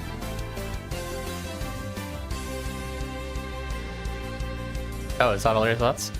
Okay. I mean, yeah, I pretty much explained everything. You're gonna profess. I mean, I guess I would say that he still gets disabled by his main weakness. Like I said, is just that he still gets kind of fucked over by debuffs, because if you ever, since love strengthening only lasts one turn. If he ever stops being able to move, then, like, he's pretty sunk, unless he happens to have... Or, excuse me. I forgot to mention this, actually. He has move phase end, CP 100, remove all debuffs. I really wish that were turn start, and it really annoys me, because this actually shows up elsewhere, where it's... If CP is 100, then, you know, remove debuffs. Or, no. On move phase end, remove debuffs. That would be a lot more useful if it were turn start, because Shino can't move if it's move phase end. So, but yes, in my footage, which is not this one, it's the one with Pazuzu, I brought Pazuzu specifically. I bought Pazuzu specifically because I didn't want to get fucked over by debuffs. And indeed, that happened anyway, because Pazuzu's fucking buff doesn't last long enough, so he got oppressed by Yoritomo. But yeah, that's pretty much all I have to say. Shino, my beloved. My thoughts are that this skill evolution was strictly made for Shino stands, so my opinion does not count, because if you do not have Shino, you cannot use the love strengthening, and it's over. But yeah, it seems like, memes aside, it seems like a pretty decent skill evolution. It definitely gave Shino something to do after getting that slightly, I don't know, slightly deprecated unit. I said slightly, but very deprecated unit from 2019. So look at all been those dodging- oppressed units. Fucking What? Pazuzu. Look at all those oppressed units. Fucking Pazuzu. I'm not watching them. It's potentially The- because it's potentially because his buff wore off because the turn cycling is bad because of how the mirror phase works. But fuck you, Pazuzu. Probably that, yeah. But yeah, it's nice that this batch did give units that were thought forgotten some love, like Valentine Shino, Christmas Melusine, Pollux regular 4, and Lucifuge as well. And I wouldn't say Makara is entirely forgotten, but yeah, he also needed something as well. Barguest is just there, I guess. But yeah. I mean, that is how you're supposed to play as him. He's just there surviving all the hits with open turn start guts. Yeah. And Zhao, I don't think anyone's going to still use Zhao, but Man, at least he got something. at least Barguest got one chat comment. Fucking no one mentioned anything about Sound. People hate his ass. Jesus. Because he doesn't... No. He's mean to MCs. Not allowed. But yeah, he bullied No him. mountain that's- posting. But No. yeah. I don't have much to say about Shino. I think you said plenty. Thank you. I'll just add some other thoughts, I guess. What do I have here? Even without his 3 times love strengthening thing, he's pretty solid with this Evo, because 1500 HP per enemy hit with combo is nothing to scoff at. That's quite a lot of healing can do potentially to allies. So, quite a meaty, tanky boy for sure. If you're gonna be moving him constantly, though, you may want to bring someone who can enhance movement. There's, of course, Nobuharu, but also Chulainn and Enigma. I did actually. One of the initial teams I tested actually included Masashi, who I was mentioning earlier. There's a lot of annoying overlap with Arda, which I was trying to look for units who could attack all range, which is Oscar, who has Arda, or Masashi, who also has Arda. I would have tested Jack Frost, but I don't own him. But yeah, Masashi would have been a nice pick, but then the problem is that I couldn't tell if the clear was, or I didn't really think to myself, is this clear really about Shino, or is it just about Masashi killing everyone in Warmongers because it's Masashi? I mean, it is a decent synergy because, you know, he'll be providing love and or love strengthening and tenacity to Masashi constantly, and Masashi gives the extended movement. But again, I felt the clear was more about Masashi at that point, and also the Arda overlap. So that's why I ended up going with Disco Hakumen, who I luckily own. Maybe not for the right reasons, but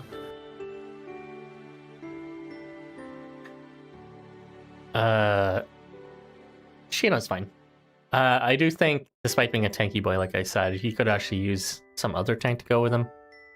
He only has tenacity as his defense buff as a thing, and while he can refresh guts to his allies, he only has guts on face start for himself at one time. So, you know, if you are going in on tank setup, maybe complement him with a different tank. well, that's also why I have Daikoku behind him. In my previous team, I actually used Seamerg for the same reason. Oh, yeah, good call. I actually thought you brought him for the CP, but Shino gets CP on his own. Honestly, I didn't even need to bring Daikoku in this team comp because Hakumen already applies Adamantine just when appearing. So, but the CP was nice too. Although, honestly, I could have moved. There are plenty of problems with this particular clear where I was being lazy. Like, I could have moved Daikoku to the center already, and then Hakumen would have gotten a CS, but whatever.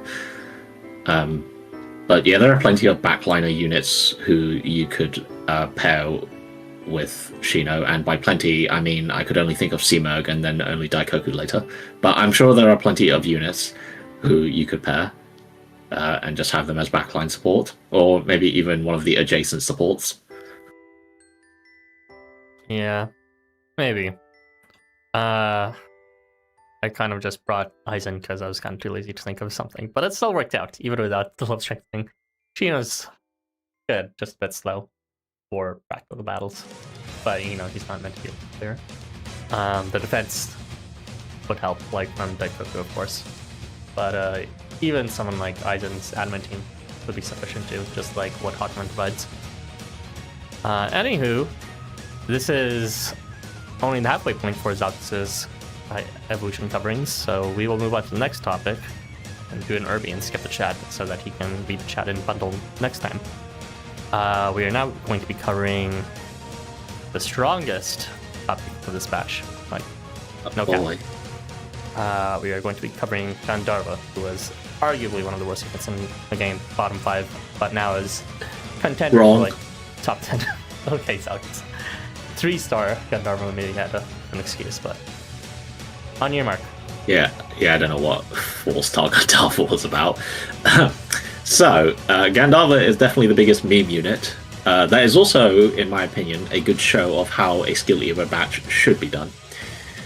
So this big bird from the beginning of the game, who I'd say was probably... No, it was definitely better at 3-star than 4-star for the purposes of fishing for a gigantic 16% crit plus blow. Got not 1, but 3 skill Evos all to himself, to the point that it's basically a complete kit overhaul. So this will be a slightly longer one. So previously Gandharva was really only known for the aforementioned crit and then he had like protection to allies on move, sure, whatever. I actually think that the protection to ally and CP to allies on move was actually kind of useful in some cases, because it's the same on the 3-star. But anyway, he now has a whole lot more Gamba in his kit. First of all, he has the ubiquitous when appearing prayer, which is good because his rates are definitely still terrible. When moving and before hitting enemies, he can now gain his crit at a slightly better rate of 20%. I guess this gives him an extra chance to get crit so sure, he'll be moving anyway, probably. And also it evens out the rate, so it's not some awkward 16%. Starting at 10 CP, every 10 CP he gets, up to 50, he will gain, or he will be able to get a new attack buff for himself. At 10 CP, he will gain Limit on Move at 50%. At 20, Vigor on move phase end at 30%. At 30, Ardor on move 30%. At 40, Crit on move phase end at 30%. And at 50 CP, Crit plus move phase end at 30%. So altogether, this is a completely ridiculous amount of damage buffs. Assuming he procced everything all at once, he would have a completely ridiculous damage multiplier of 1382.4, which would make Gandharva deal just below 1.5 million damage, which is really funny. Of course, this is in a perfect scenario. You're unlikely to proc everything. In fact, you're unlikely to proc most of it. The low rate of his CP-based buffs alone make it so that you've got about a 1.5% chance to get them all with prayer. Skill seeds make this about 4.3%. I think I did those numbers right anyway. It's worse than that. Oh, okay, so I did that wrong. It's quite worse. It's yeah. With prayer, it's less than 0.5% with prayer, and without prayer, it's like, what is that? Like 0.08%. It's so, you know, it sounds busted, but as a matter of fact, he does play like a gambler quite a bit. Well, that's the fun. Well, I did those rates wrong, but yes, very, very low rates. Also, you need to ramp Gandharva to 50 CP first. He does get a decent amount of 4 moving, so by turn 3 he should have enough, but you may wish to supplement this. Also, because Gandharva has to move for some of his buffs, this kind of limits who you can pair him with a bit. Luckily, it's only Limit and Ardor and part of Crit++ that are reliant on move, so you could potentially get someone else to move instead. For example, if you move the lovely Lian, which I'm only using as an example because she has limited Arda, then that would free up, or Gandharva would still get the buffs, but you would be able to move someone else. Don't actually use Lianan, there's no reason to use her here. Besides the funny Gambit abilities, he has some other stuff, Glinter allies around, which he really could have used for himself. He has Berserk and Berserk Plus strengthening for some reason, when his CP is at 100, which grant 10 CP regen and a 0.3 times defense buff while holding either status. The CP buff only applies to himself, and the defense debuff to his allies. Honestly, there's no reason why this couldn't have applied both ways, but whatever. Gandharva will want the CP anyway once he CS's to get his Gamba Ball rolling again after his CS, so that's fine. The defense buff negates the Berserk defense penalty entirely. But it is weird that he has Berserk Plus abilities, considering he doesn't actually apply Berserk Plus, but whatever. He also has evasion on... You what? Just to cover his bases. I don't know, what if they decide to give him a charge evolution or some shit? I guess they could. Gandharva will also gain evasion on enemy turn start when he has his 100 CP, which is a bit weird to me, because he would want evasion after he CS's, because then he's going to have Berserk and his defense will be worse. But whatever. If you're lucky, nothing will be left standing after his CS anyway, which will deal about 5.8 million damage if he gets everything. Although you have to move in that case, because if he CS's, then he can't obviously fish for before hitting for crit plus. So you do have to move for that, unfortunately. So Gandharva went from a meme unit in the bad sense to, I would say, a meme unit in the good sense, I think, personally. Or maybe he just went from his old self to having numbers that can actually keep up in the modern era while still doing the same thing, which is rolling for a very low odd number to do a big funny number. It's just that the odds are now worse, but the payout is now better, which, again, Gamba. With his new kits, you definitely want to pair him with units who can boost his rates, obviously, now more than ever. Glint, Concentration, and anything else, really. Concentration, for an even bigger funny number, is also nice. So Glint, Concentration, Shisa and Ulaanbaatar also have a pretty meaty 30% skill rate up. Christmas Ulaanbaatar have a pretty meaty 30% skill rate up for him for not having debuffs, but these are not refreshable. So you have a short 2 to 3 turn window to make use of them. So you'll definitely need to give Gandharva CP from somewhere. Unfortunately, Gandharva's relationship is limited to Hakmen, who is not particularly useful for him. There's some other stuff like Blessing Strengthening from Xmas Sea Tree, but then we're getting into the really desperate picks, which is unfortunate. Since he's water, he can use that one Gabriel Nomad AR, which gives 20% skill rate up, but that's only for one turn, I believe. But if you could somehow amp his CP up within that time, I guess that could work. But yes, that is Gandharva. I really like the skill evo, and in my opinion, like I said, it's what skill evos should be. It overhauled a completely useless kit, pretty much completely, but it gave it the potential to actually be an attractive pick in the modern era, while also keeping in with the character's theme and original playstyle. The attraction is obviously a bit of a meme, but it's a good meme anyway, because it's somewhat usable. I also think that by hamstringing it with bad rates, it prevents it from becoming an Evo that's just pick this unit every time without thinking. Like, again, Chulainn 4 was, which I felt was kind of a bit lame as an Evo, just because of how absurdly powerful it was. I mean, obviously, it's very powerful, but I felt it was a bit uncreative, in that it was just slapped a bunch of damage buffs onto him. But yes, Gandharva.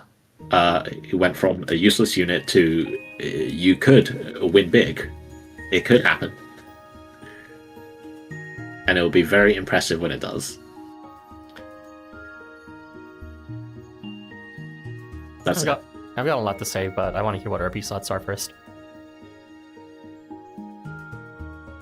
Okay, realistically, this skill evolution is packed, but also I think people will only really use this skill evolution for the when leaving increases 20 CP to enemies, because this. Oh yeah, I completely forgot. I completely forgot to talk about that. Whoops. You did. That's like everything you said. It's me, but that's actually practical. He didn't, because that's kind of like the only thing I see people using this Gandharva for, to be honest, which is to allow for auto clears with all range units. But so the funny big number. Yeah, but Gandharva is also a strong unit. Well, Erbie should talk about it first, and I'll just add.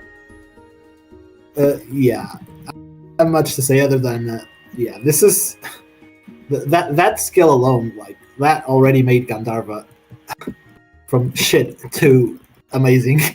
Like that has so much potential. Like it can make anyone be a CS spammer for the first 3 turns now, which is pretty good. Yes, you do need to still get your CS on the first turn and kill everyone with it, but like that is very easy to do with affiliations now. And there's a lot, and even if you don't want to do that investment in some affiliation for your all-range unit, there's a lot of units that already start with their all-range CS in the game. Yeah, so like you can loop CSs very easily, and now with the addition of the auto feature, this essentially guarantees you completed any quest that has 3 turns or less very quickly, which is amazing. You don't even need to worry about binds or skill locks or whatever. Yeah, because it's completely independent of the skills. Once it's on board, it's just it's just gonna happen in the next turn. So yeah, it's pretty good.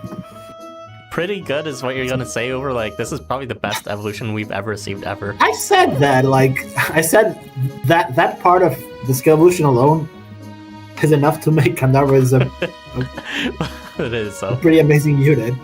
Like that's what I started with. Like he's not even a good meme. He's just like meta now in terms of with the release of autoplay, which happened during the same time with the spring campaign. Yeah, just throw Gandharva in, and this is the easiest shit to get like a board-wide charge loop going on with either Christine or Diad or I have using Christine for that. There's like anyone who has all range charge. It's because she starts with with it, but like you can also make use of the guild affiliation now and make any all range unit like that. Yeah, and with a bit of work, you can make any all range charger too. I think Hawkman also has like an all range charge on top of her weapon change, so you could also use her. Yeah, it's pretty nice. I was too blinded by the funny Gamba numbers. The best skill evolution and unit we will talk about today, because none of the units that released come close to this. Yeah, so this is kind of where it peaks in terms of, kit-wise, but, not everyone's exactly simping for Gandharva, so you take what you can get. I have more comments to add on top of that, though. I'm surprised Zalgus did not mention Smoky God. I mean, I wanted to, but it's only for 1 turn, and it doesn't matter. Zalgus, look, you can charge loop, you can wipe everyone, and then you got a new turn every time. I mean, yeah, but if you're charge looping just him, then like he's only magic range, and like you're not using Smoky God here. That's another thing I want to add. Just yes, I know. And Gandharva and Smoky God, and that's like infinite 10 billion damage times. Oh right, speaking of Smoky God, I need you guys to know that Gandharva is actually not that busted in terms of like how much damage he does, because those rates really are like you should not underestimate how bad these rates are to roll everything at the same time. I did prepare a graph here. Unfortunately, it's been covered by the thingy, so let me just bring this up. There you are. So you can see in this graph, multiply everything by 100 times to get it in percent, how the rates scale with regards to how much investment you get. So you can see in the vertical axis, it goes from 0 to 1, which refers to, you are guaranteed to get all buffs rolled successfully versus you don't get any buffs rolled successfully. And on going from left to right, going the x-axis, is going to be the amount of rate amps you give. So from like 0% to 80%, because at 80% it's just guaranteed. You can see that it's like Wiz Prayer, which is, you know, just like at 10% or 0.1. It's like, that's so tiny. It's like 0.46%. At 20%, it's 1.75%.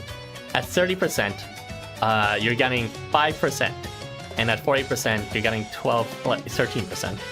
And at 50%, you're still only getting like 27% of the chance of getting all your buffs. And it's only by the time you hit 60% that you break 50%. So even if you're breaking Smoky God with like Game Master's Concentration equip, then you're just breaking even with like 50%. Well, 90% if you're counting the pair from Gandharva too. So yeah, definitely, it takes work. It takes work to get his rates up and to make him big damage. But once you do, yeah, it's this is probably the only unit you'll ever need to stack like more than like 60% rate up on. But it could be worth it since he has so much other things going for him between his ridiculous extreme damage, which by the way goes up to like 5.8 million damage if we're talking about his charge with his berserk. Yeah, I said that. And I'm sure we have like a lot of us have lots of copies of Gandharva 4 at this point, so it should be a bit stronger than that. But yeah, it's like you're gonna need to do a mix between like Spooky God and that GM equip and Glint in Concentration. There's a number of units that can group both, like Amdush's Idle variant, Ikutoshi's Ondorn variant, Typhon's Treasure variant, or Volkslav's Odyssey variant. And you may consider skill seeding and affiliation for number 3, and you know, pairing Hawkman too, as Zalgus said. And she doesn't do anything though. She's useless. Maybe don't bring Hawkman. You may want to bring a heal on each one too, just so that someone else can copy his buffs to double the damage. That's kind of a bonus, whatever. And you may want to bring Onyankpon, as I said, to actually extend his like range to the entire board. And this. Although the problem is, if you do that, then Onyankpon has to move, which means that Gandharva is not moving. Onyankpon doesn't have to move to give all. No, he doesn't. He's always no, passive. He doesn't. Yeah, it's on. Oh, sorry. I was looking at the 3-star version. Whoops. We're not odds here. Like Onyankpon stonks are up. There's one other thing that I'd like to add, which I'm not entirely surprised you guys didn't mention because it's not even out yet. But there is a new seasonal booster coming, and I'd like to mention it because on the wiki it says that its effect is on arrival, increase CP to self. So yeah, but if that's 100 CP, just like slap that on Gandharva, throw him into extras, and boom bam, you don't even have to worry about like boosting his CP up. So Gandharva extras, I'm calling it here. It's gonna be the meta. Sorry, no one will use certificate boosting ARs in this house. But yeah, it's an option to get your CP next whenever it comes out. If it's 100 CP, it should be. I don't see why it wouldn't be. It's a 5-star, and they already released some other stupid fucking equips at this point, like Brawn and Base Start. Whatever, man. I would not be surprised if it was 100 CP. That would be actually quite a really nice equip if it was. And, would make that token booster 20 CP turn start AR look even far worse as a result. Yeah, but this is certificate booster. Disgusting. We need a money booster and XP booster. We can't even equip more. What are you even talking about? They can release a 5-star one to replace the 4-star ones. It's time. Life Wonders. Oh, it's gonna increase it like 5% more. Come on, Erbie. Come on. Just wait for them to increase the amount of equip slots before you start yapping about that. That way I can CS loop Triton. There you go. In dungeons. Instead of having to wait 24 turns for Vainamoinen and Triton to clear Armada. Just very invest important. in affiliations. Don't you already have invested in affiliations from? I don't know why you need another. Okay, you're confusing me. I have it. Yes, but I need more. No, I'm just joking. I'm never gonna use Gandharva on dungeons, so this is, I was just moving around, but I think it would be better if they released it on a more relevant booster, because certificate boosting, I don't think it's worth equipping just yet, at least. Only But you would sure. roast certificates. Like, maybe What? seals I get, but like, come on, certificates? Like, bro, come on. Maybe if you're just starting the game, it might be useful because you need to wait months until you can get more. But like, at this point, no one's going to be farming certificates. I'm gonna be So- farming it. I need to strengthen my Berserkers setup for my Andvari teams. I need to strengthen my Guru's team now for fucking Gandharva. And same thing for Game Masters for Kiona. And also Summoners because I still need to get 100 CP for all my mobs. Got tons to farm for.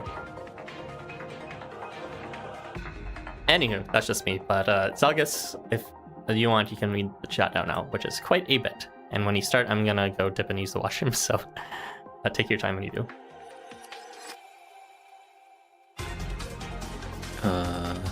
Where were we?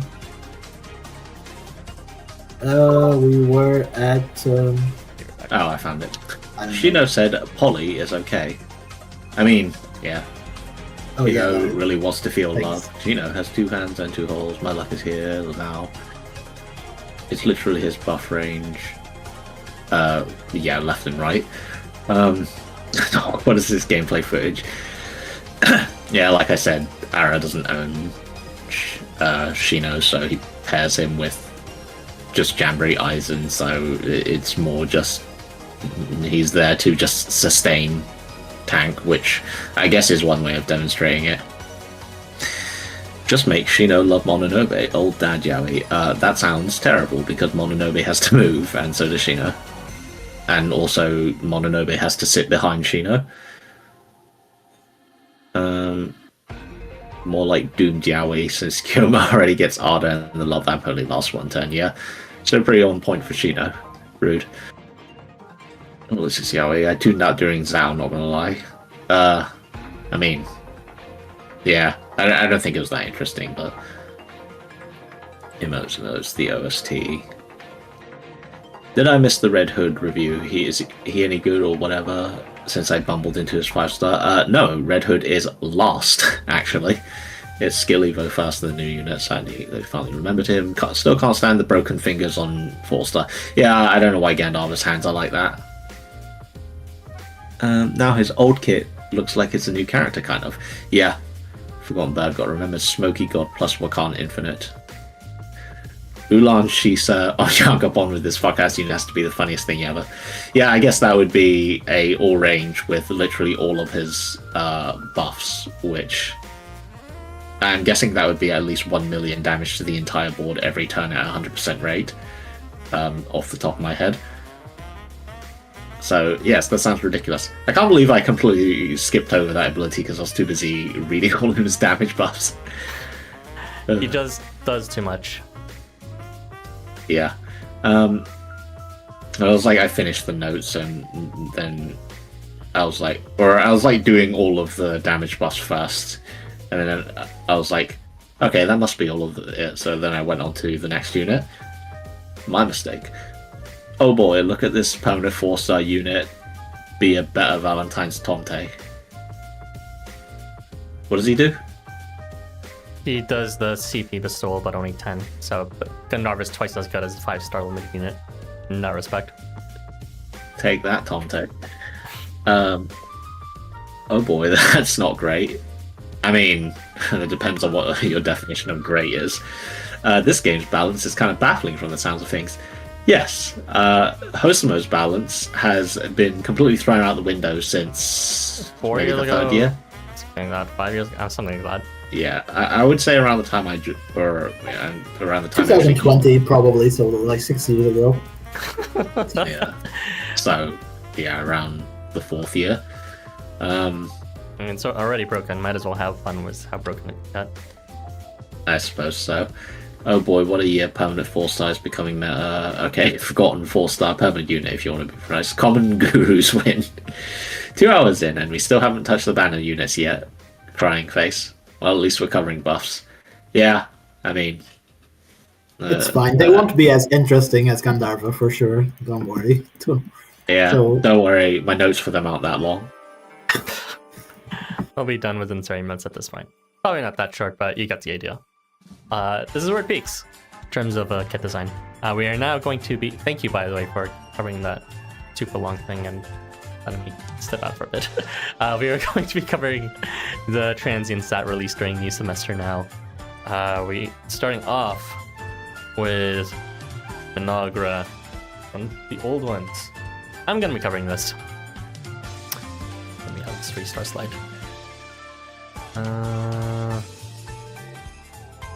Here we are. So, Mynoghra is a 4-star nether long slash unit from the Wanderers.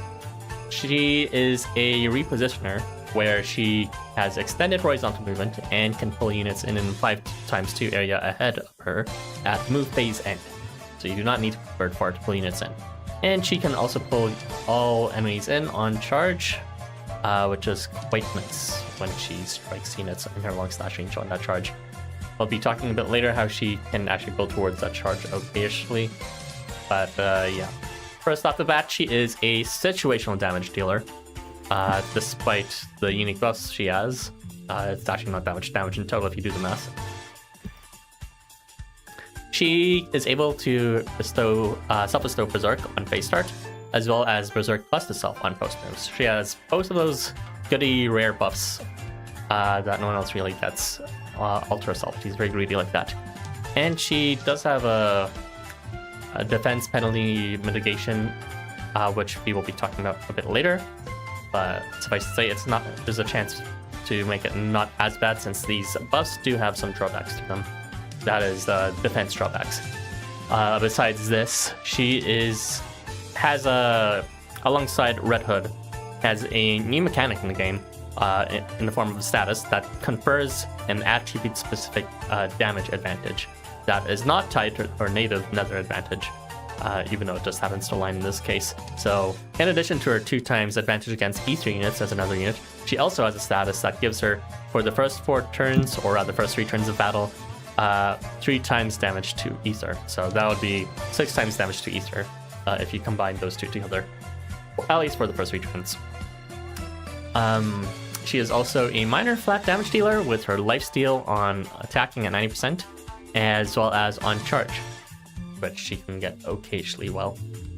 So her damage potential, if you actually do the math for it, it's not that impressive, to be honest. With Berserk and Berserk Plus, she's doing like 4,000 damage, a bit higher than 4,000 damage. And if you're actually going against Ether units with her Ether advantage and her Ether status advantage, that's just 26,000 damage per square.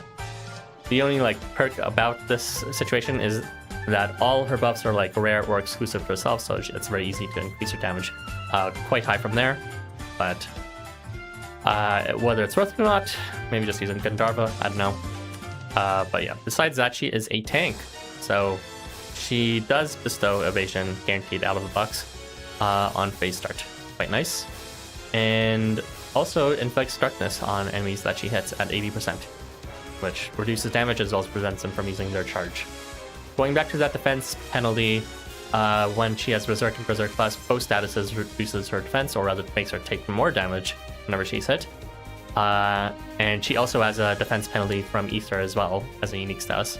In addition to her 2x weakness against Ether, she has a status that gives another 2x weakness against Ether for the first 3 turns of battle, for a total of 4x weakness against Ether. She has some mitigations against these defense penalties though, with only if she's stationary, for both Berserk and Berserk Plus, where she'll only take 0.3x damage. That if stationary is killing her a bit, but thankfully she does start off with evasion to kind of soak in whatever damage she takes for that first turn, and then thereafter she can just like not move in and get those buffs after to safely take an additional damage for that one turn. She is a bit of a minor healer. Like I mentioned before, she's a life stealer, which includes her getting a bit of healing, and she can inflict charm on the enemy as well. and Resist Bind. And last but not least, well, kind of least, she can build her charge occasionally well. Whenever she's hit, she takes an additional 10 gives herself an additional 10 CP herself at a coin flip rate, and that is complemented by just her being a tank. So, what would I recommend for this unit? Just honestly bring her Wondrous E3 units on board, especially if it's just like a quick farm, because that Easter advantage is only really uniquely only used for the first 3 turns of battle. Really situational. And there's not really that many cases where you can have exclusively Easter enemies. I think one of the footage here demonstrated that, whatever. She can choose through, like, for example, Thor's evasion just through a bit of damage on top of what she normally has. But yeah, other than that, she's like another example of someone who may decide to bring for skirmishing just so that you can kind of like clear each row one by one because of her constant row pull. Kind of a simple unit, to be honest. I don't know why I talked about this long. She did not deserve this much time, but those are all my thoughts when it comes to Mynoghra. On to you guys. Okay. When was the last time we actually had mono element quests that aren't the new elements? Never actually. Quite literally never. But yeah, I'm going to start by saying that I don't like this thing of increased buffs based on how much damage you deal to the element, because that makes the element itself redundant. Not in this case in particular, but in the next one. Like, what is the point of having an element if you're going to have specific element advantages and disadvantages specific to this unit in particular? That I don't know. This just doesn't make sense to me. Like, they could have just given her a 3 times damage buff and leave it at that, and a 2 times damage penalty. Because it's thematic. She doesn't like the light. I mean, I get the point of it. I think this is just stupid, in my opinion, because she's already taking extra damage from Aether anyway. I don't get it. I don't get this thing. But it's nice that they're trying new things, but I don't think this one is it. But yeah, other than that, I think it's nice that we have another unit that can pull enemies at a guaranteed rate. And it's 4-star and is on the permanent pool. It's not the whole board, but it's nice, I guess. But other than that, she doesn't have much going for it, in my opinion. Other than being a long slash unit that has horizontal movement, which is pretty rare. But yeah, that's it. That's all I have to say about her. I think that her Berserk strengthening is really annoying because it is mutually exclusive from Berserk. So you either take advantage of Berserk Plus and Berserk on turn 1, and then you get blown the fuck out because now you have a double defense down from Berserk and Berserk Plus. Or you don't move on turn 1 and you get the defense boost, but then you don't get the Berserk Plus. So it's needlessly limited when it's not even. It wouldn't even be that strong an effect. It's to have it all together on turn 1. She has evasion on phase start, so that's like the one bandage she has. I guess, but I don't know. It just kind of annoying to me. I agree. I do think it's annoying too. Anyway, yeah, like I said, the ether advantage is like, these days we almost never fight ether or like normal element units. It's all 0 and null and divine, something, or not really divine. You know, those sorts of enemies these days. So this is the sort of thing that you would expect to see like in the first gen, not whatever, how many, the 10th gen, if you want to call it that.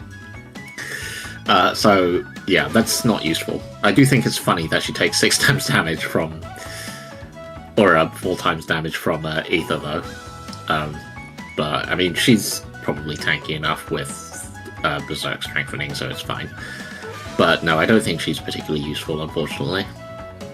I mean, I guess the pull is nice, but it's so damn short range. Where's the 3 range pulls? Not allowed. Anyway, mediocre unit. Yes, not great.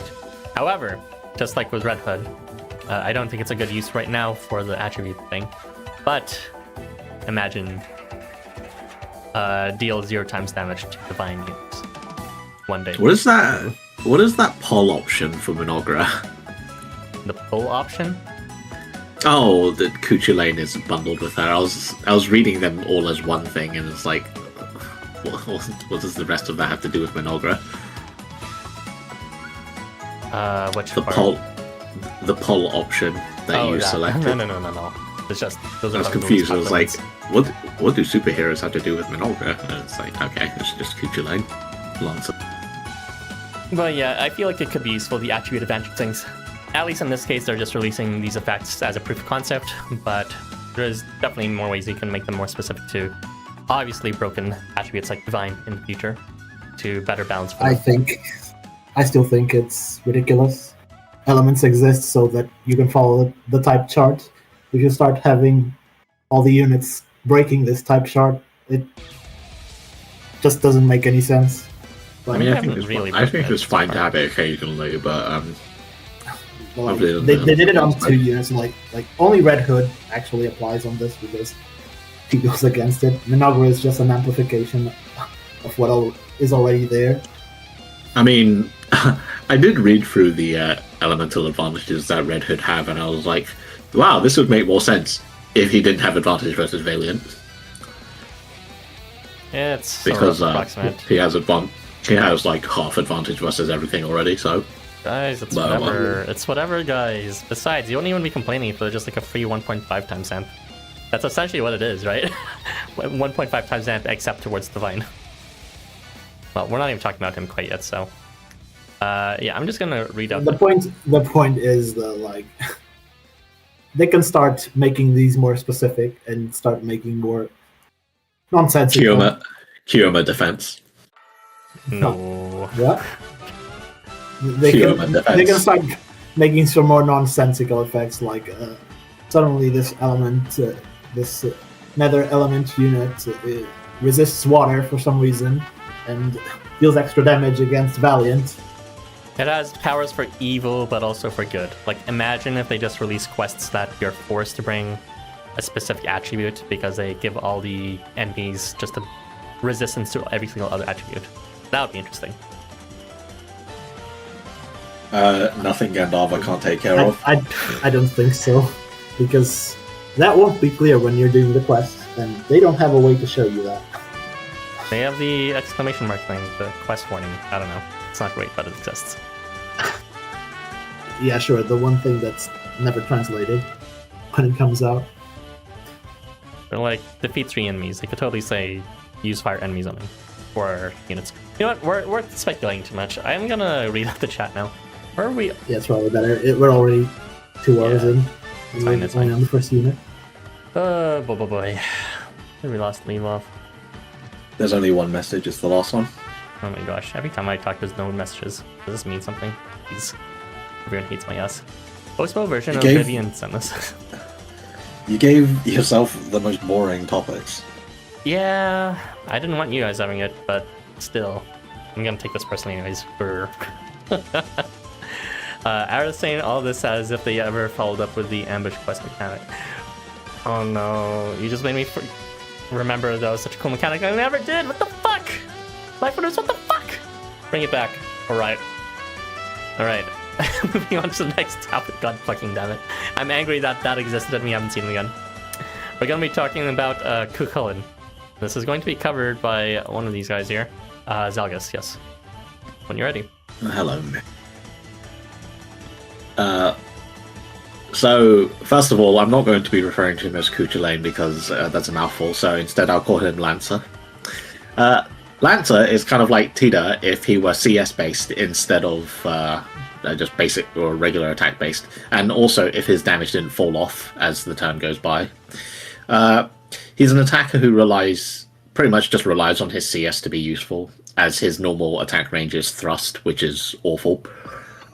When he moves, he loses 30% HP, so he'll start killing himself really quickly. Once at less than 10% HP, he'll start to gain 90 CP every turn, which is actually enough to cycle his CS entirely if it rolls high. His CS, which I will talk about early because it's the core of his kit, is snipe range and applies crit to himself, removes all buffs from the enemies he hits, so he's always hitting at full strength because you'll strip any defensive buffs. But he also applies an attack reduction to himself when he CSs. This is literally the same stat as T does, which is that it's a 0.01 times multiplier that essentially makes any subsequent hits useless. So Lancer is quite good at sitting at the back and just picking off enemies turn by turn with his CS.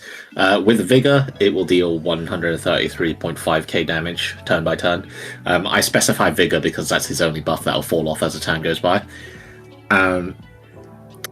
But unlike Tita, he has a way to negate this effect. If he misses, then he'll gain a buff which will remove that effect that reduces his attack, which lets him deal full damage to the entire column. Unfortunately, this effect only lasts 2 turns, so you'd need to alternate missing and CSing. In theory, this is fine because he only recovers 90 CP on paper. So you could CS, snipe up a column, and then have him miss, and he'll gain 90 CP, and then he'll gain 90 CP again, and then you have CS ready, etc. But in practice, you usually just get his CS every turn anyway, from either a high CP roll or getting CP from him getting hit. So you would have to be missing a snipe range attack most of the time. So in my opinion, it's kind of hard to make use of the on-miss thing, but it's fine either way, because you could just sit at the back picking off units constantly. He also has Guts on move at 60%, which is... we were talking earlier about how Pollux has that, but Lancer is better at doing it because he ideally will be stuck at 1 HP for a full power limit that he has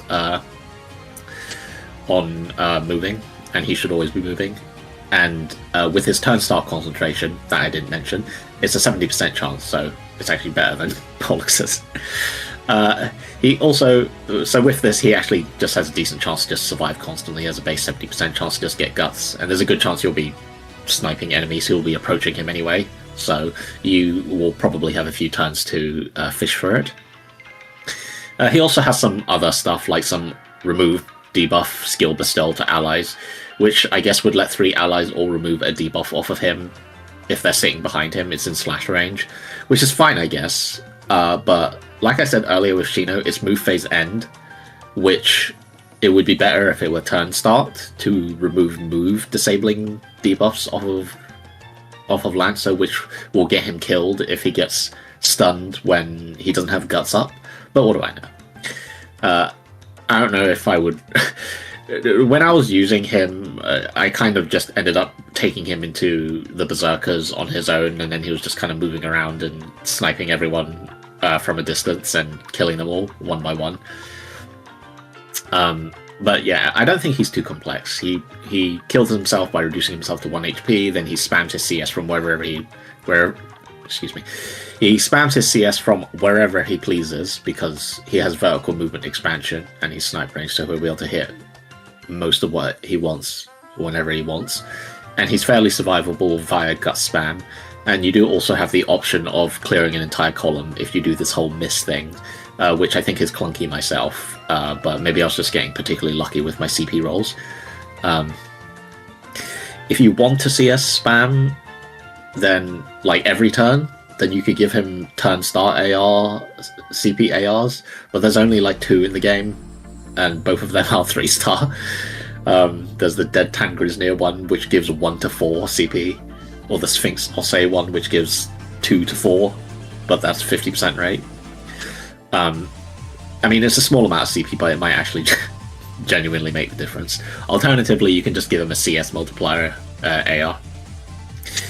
Anyway, because in my testing I just used him on his own, I didn't even think of teammates who could really go with him. So you can say that, Ara, but no, I think Tita... call him Tita. Lancer. I think that Lancer is fine. I don't think he's amazing because, again, he's only dealing 133 damage with his CS, but since he's also removing all buffs, it could have a niche if enemies end up having a lot of buffs, because he'll just completely ignore that every turn. But nor do I think he's a particularly impressive unit, so that's a shame. But it could always be worse. So he could always be Mynoghra, who I think he is more useful than. Not sure about that. Welcome back, human. I Human? need to miss to attack again. There is Yeah, also but- him. I could have compared him to, but I think Tita's more appropriate.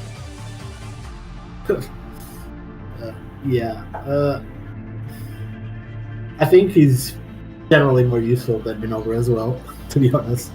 But just because Mynoghra just doesn't have anything going for her other than she has extended horizontal movement for a long slash range unit, and the not all range pool.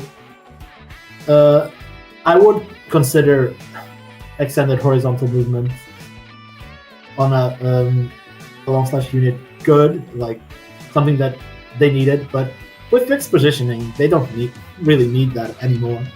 So it's kind of like whatever. They always start close to the middle anyway. So you can plan around that these times. But we're not talking about her. We're talking about however you pronounce his name.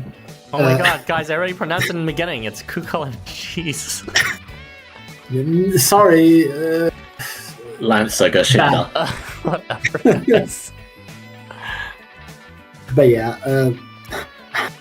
I made a comparison with Kuma because he also has a unit that needs to miss, which is like his Valentine unit. He also pierces evasion, and he's equally as mediocre. So this is definitely a Kuma moment. Average Gordon owner slander.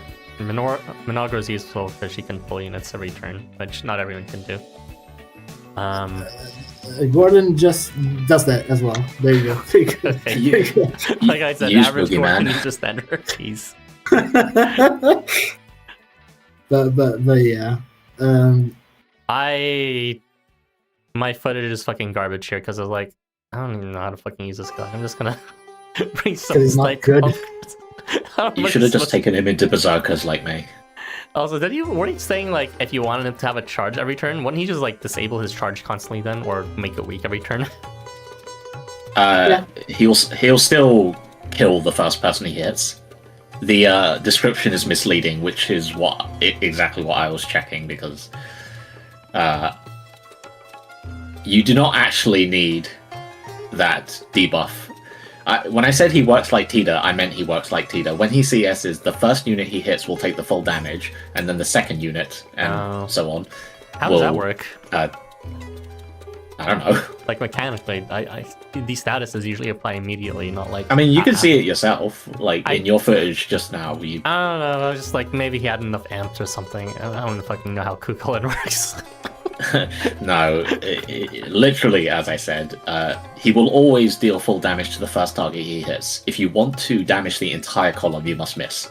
It says before hitting any CS hit, but that's wrong. It's after hitting, in this case. A lie. But there's like no after hitting timing when it comes to charges. So that's kind of strange. Yeah. Like, So, I've never seen that I mean, before.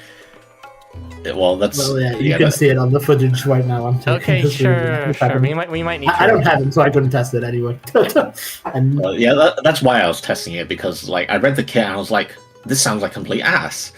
So then I was testing it, and I was just CSing every turn. I was wondering, and then I noticed that he was actually, wiping enemies, and I was wondering how to do that. And then I reread the kit, and then I realized that what he's actually doing is reducing his damage per or after the first hit. I wonder if which that's is true for very all misleading. the any CS hit timings. I'm gonna need to check that later, and then change the wiki description if that's the case.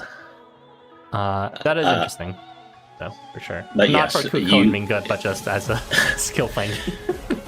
But yes, it's just Tita.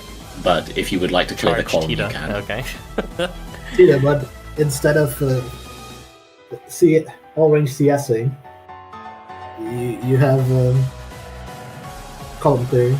There you go. Well, column clearing with an asterisk. I don't like this unit. Can we just move on? I would say he's more for just honestly going Keeping on going your it. inventory. No, going it alone and just having him move around on his own, again, just sniping enemies and not dying. Which is why I didn't bother even thinking of units that can go with him. It's a cool blow range unit. Tita in 2026. So cool. Okay, let's get out of here. You can read the chat, Erbie. Or Zalgus, rather. Me. I'll do the thing. His name is pronounced Kuhulan. Lancer. That aside, I don't even know why I'm saying Lancer. I'm not the one who watches Fate. I just know that Kuhulan is known as Lancer in that. That aside, why are we talking about this useless unit that you need to miss an attack first to do damage? Yes, like I said, it's misleading. You will always get the full damage on the first hit, so... I wonder how many people were misled by this. Initially when I was reading his kit on the official character page, or on the announcement, I was reading the Google Translate of it, and I was like, wow, double hitting CSs, because that's what it's translated as. It translated to imply that it was some sort of CS that hits twice, but no, it's this shit. Which was disappointing, to say the least. Hi, the Lancer character, first name Mario, last name Mario. The amount of hoops you have to jump through to have a column clearer. Yeah, I definitely thought it was really awkward to use if you were trying to column clear. Or board wiper. Which is why I didn't do that. Yes, you could just use Gandharva. On Yoink one, I was gonna say, but yes, you could have. Yes, you could, and then take Chulainn out of the team. And then he will only deal damage to the first unit if it's on our range. Just I don't know, put him behind Onyeko and only every other turn. Boom. Now we have every other turn board wiper, because we were totally lacking those already. Also, I did think of some weird thing where you could have him with combos, so he CS's and then he misses to get the buff, and then he immediately CS's next turn. But that doesn't work it doesn't work past the first time because the attack resistance, reduction resistance, only lasts 2 turns, so you can only make use of it once. Yeah, it's so dumb. What if you miss 2 turns in a row, then you just have a whiff again? It's so dumb. I mean, he shouldn't be because he's snipe range, but well, position better. It's Ujo fishy out of my face. We're moving on. AGF reject. Get out of here. I don't even know if I would call him either of those. You got one more chat. I'll just retweet it. I can't even say that Gandharva is younger and more beautiful. I hate these chopped-ass characters so much. Yeah. I mean, Gandharva's art has always been kind of crusty. It's the beauty talks. Alright, speaking of units that get their charge every other turn, actually, that's not yet. That's two it's a lie. This is definitely not that unit. In fact, it's questionable if he'll ever get his charge. Erbie will be talking about this one. You're lying. Okay. Hey, it's the other Gandharva. Oh wait, no, never mind. That's the next one. Behold, Triton variant. Lies. Okay. I don't know how to pronounce it, so I'm just going to say Vainamoinen. Proudmore. It's Vainamoinen. Not Proudmore. You gotta be very Polish when you say it. Vainamoinen. Sorry, no vodka allowed. Okay. So, right, he's a new mentor on both his rarities. This has never happened since Dead, I think. And Mononobe, I guess. Never mind. Okay, sure. I thought you were intentionally ignoring him. It doesn't count because we're not talking about him. This isn't about him today. This is okay. So this is the first time ever we got a 4-star unit that has mentor effects. It's not actually mentor, it's an upgraded version. He's definitely a decent choice to bring if you don't have Kyoma, but I'll go on to specifics. No bias detected. Calm down, okay? We're talking here. Okay, so first off, he's one of the only mentors that can apply Ardor. We're not talking about Kyoma, okay? The only mentors that can amplify damage. As well, you can apply Ardor to allies after hitting. It's only 80%, but he does get concentration before hitting, and if he's seated, that's 100%. He also applies paralysis on to enemies he hits and adjacent at the same percentage, and unfortunately, he's a low range unit. He also pulls in units whenever he's hit, like the deity mobs and whatnot, which can help the units reach closer to him. He has a bunch of also defensive unit effects. He has Guts to Self on phase start to prevent him from dying.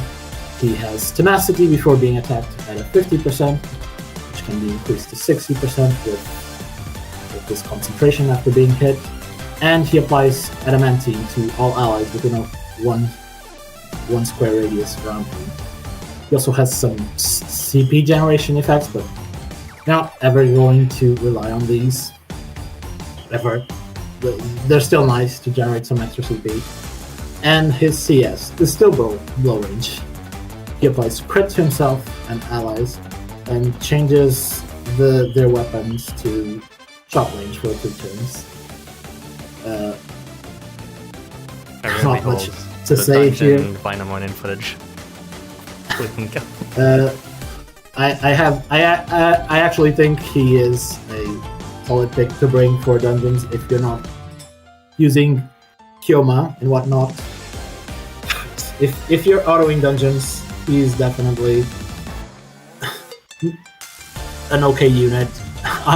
Between the pool of units that you can use that have mentor, he's probably one of the better ones out there, because you cannot use Kyoma on other. So his defenses and damage amplification definitely help a bit on that regard, especially since he does not need to move or anything of the sort. This will obviously require a lot of investment in your dungeon scenes, which is not ideal. So you're probably just going to be manually clearing your dungeons with Kyoma anyway, and forget this is a unit. But he's still a pretty decent option all around to bring, if you do not have that at your disposal, or do not want to bother tapping Mononobe over and over again for a maximum of 10 turns to win the dungeons. But he's definitely there, especially if you don't have enough mentors. He's probably going to sit there pretty and not really provide much if you already have Mononobe, really. He's got 1 damage amp for allies and 1 defense buff for allies. He's got some extra defenses for himself and a damage reduction debuff in a very limited range. Definitely not the unit you want to use on challenge quests or anything other than dungeons. Very underwhelming. But so are all the other 4 stars in this patch, so you take what you can get. There is not much here to say other than, oh wow, Adamantine and Tenacity stacks with Triton's protection and evasion, which no one cares about that. We're not doing dungeons the old-fashioned way. Weren't you just saying it anymore. was a good thing before the stream? Yes, I was saying that, but not everyone has a Triton on a maxed out affiliation, okay? And I'm pretty sure he probably could have soloed it himself not need Vainamoinen for it with that. So, but yeah, he is a solid option if you want to bring it with Triton and hope for the best. I did not try to the dungeon without the affiliation because I was trying to check if it was consistent with my current setup, and it was pretty consistent on auto. But yeah, I would say definitely not worth it unless you need someone to use the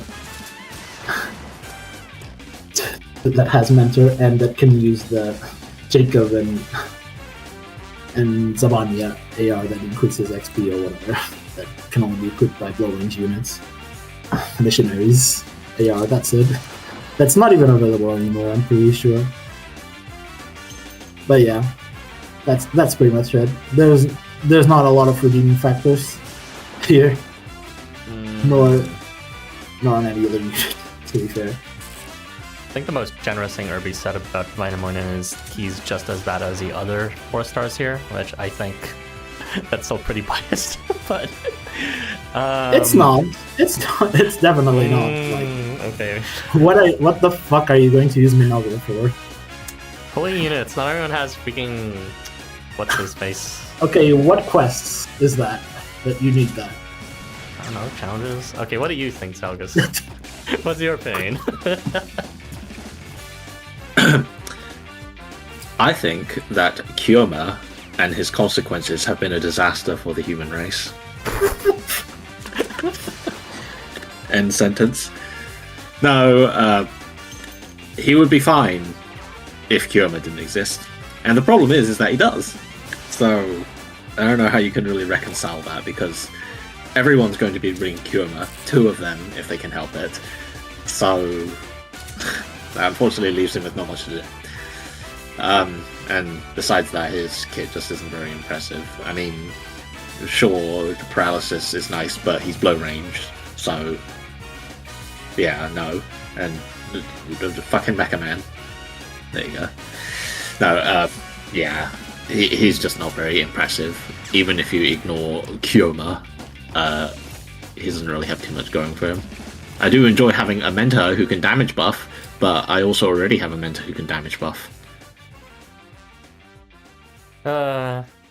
It's like, how dare this water 4-star show up in the same discussion that Gandharva did?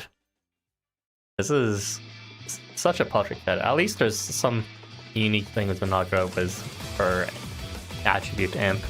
Whether you agree it's like actually useful or not. And Chulainn had his constant charge, I guess. The unique thing is that it's a 4-star mentor. Wow. Never happened before. Yeah, it's, I don't know. And that's it. That's all you get. Vainamoinen is big potential man. One day there will be some sort of request farm where you need to give ardor to someone. And only he can do it. But it's not going to be towards Anvari because he already has it. I think it does help kill the Thor exception a little bit faster with Triton at least. So on auto, so that's a plus for me at least. The potential man's already showing up. You heard it here first, folks. It's so true. Instead of 27 turns on auto, I can clear it in 24. Oh my god, why did I fucking still see this guy immediately? I'm so dumb. Why did I do that?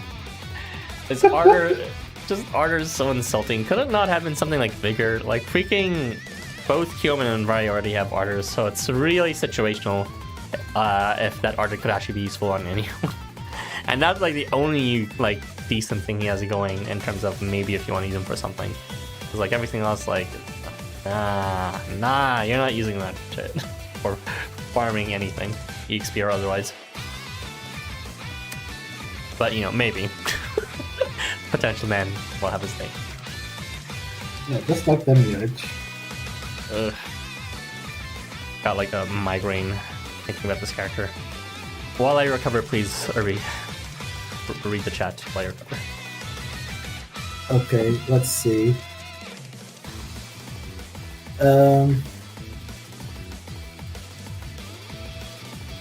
Where were we again? Conspiracy theory. Vainamoinen sucks because 4-star Chulainn stole all his power. Good unit if your team needs armor. Correct. Smiley face. The paralysis D is the only good thing I can point out, just because of how rare it still is. He deadass doesn't do anything interesting. This is the type of blow unit that Erbie wants in her game. So true. No, it's not. And the other high rarity versions of the mentors might get skill evolutions, giving the effect in the future. Yeah, this is the true potential cope, to be honest. He doesn't even give adamantine to himself.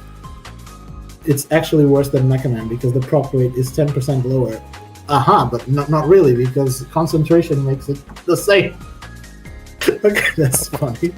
His starter is going to be useful for when your Kioma and that Bari die somehow, since he's essentially dead weight. Buff music teacher, and that's it. Oh my god. Please get an Evo. He's a 4-star. He can get Evos, right? Give him Vigor or something. No, because Raven Arton didn't get one, nor did they're not mentors, okay? They're 4-stars, but they're not mentors. Like, Diet got an Evo and Kioma doesn't need one, but Vainamoinen does, okay? Give it an Evo. True, I guess this does. Yeah, 3-stars don't get skill evolutions, but since he has mentor and he's 4-star, he might get one maybe one day. But like, even Arthur's 4-star never got a skill evolution, nor the units that came alongside him. Raven's dead. You know what? Raven's more useful than Vainamoinen. You know why? Because he's game masters. At least he can strengthen Kioma like adjacently through affiliations. But Vainamoinen can't do shit. Seriously. You can kill the. That's not a real reason for it. Like, okay. I feel like a lot of new semester 4-stars never get skill evolutions these days. Like, there was a batch of 4-star units that came out in new semester that never got anything and were really bad, like the purple dog that I forgot his name. The sparkle dog. Oh, Heilong Yishuan. No, the other sparkle dog. The demon. The toilet demon. Forgot his name. Balthagor. He's not a dog. He's not a sparkle dog, is he? What? I don't know what he is. He's like a bat or something, I don't know. Or a demon. But yeah, he never got a skill evolution either. There's a lot of 4-star new semester units that have been. Okay, listen. We just received the Evos of a lifetime. It's possible. They can make shit unshit. They can. Yeah, one day all these units will be good. Trust. 20th anniversary, let's go. Oh my god. But yeah, that's all the comments. We can move on to the 5-stars. Yes. Now I'm actually talking about units that have their charge every other turn. Oh gosh, my face cheeks hurt. We will now be talking about Shisa, the 5-star wood nun unit from the Ryukin world, which is I forgot what it's called, to be honest. Kijimunan's world, that one. So, what does this unit do? Well, as a brief thing, he's just very defensive. If you want offense, forget about it. He doesn't have a single amp to his name. He is a unit that starts with Prayer self on arrival. So for 5 turns, he gets a bit of a rate up. And he uniquely gives, just like Gulambader, but a different status, gives a 30% boost in activation rate to all his allies that do not have any debuffs for the first 3 turns. Quite nice. So you might just use him for that utility, if nothing else, to be honest. He also bestows Quick Charge to himself, or he is a Quick Charger because of both his being able to fill his meter halfway every turn start for the first 4 turns of each phase at a 90% rate, as well as bestowing immobility to self when he is struck. So the main meat of what he actually does is he's just a defensive tank, healer, debuff mint overall. What is his tanking? Evasion to self on phase start, just like Mynoghra. And so he can safely eat up that first hit to then gain immobility on the next turn, which he can then strengthen to further have damage with his immobility strengthening, which that status lasts for indefinitely long. He can also apply defense up to all allies on arrival, so for the first 3 turns, everyone also gets their damage a bit more than halved. And he can consistently apply protection to his allies on miss as long as he's at full HP, and can apply evasion to himself and allies encircling him on charge. But again, he gets the charge quite often, at least twice within the first 4 turns because of his constant charge spell. He is also a debuff mitigator between his nullify debuff applied to self on phase start, as well as the purification to allies encircling him when he's hit. But you will want him hit because he gives a number of effects when he's hit, including immobility itself, including purification to allies. And one other note we'll talk about later. He also applies on arrival a status that gives to all allies a status that confers the skill remove debuff to self when struck at a coin flip rate. So all his allies will be able to have a chance of removing debuffs if they happen to be hit too. And he can remove a few more debuffs each for every hit he gets on his charge. On himself as well as his allies, which again, he builds his charge quite quickly.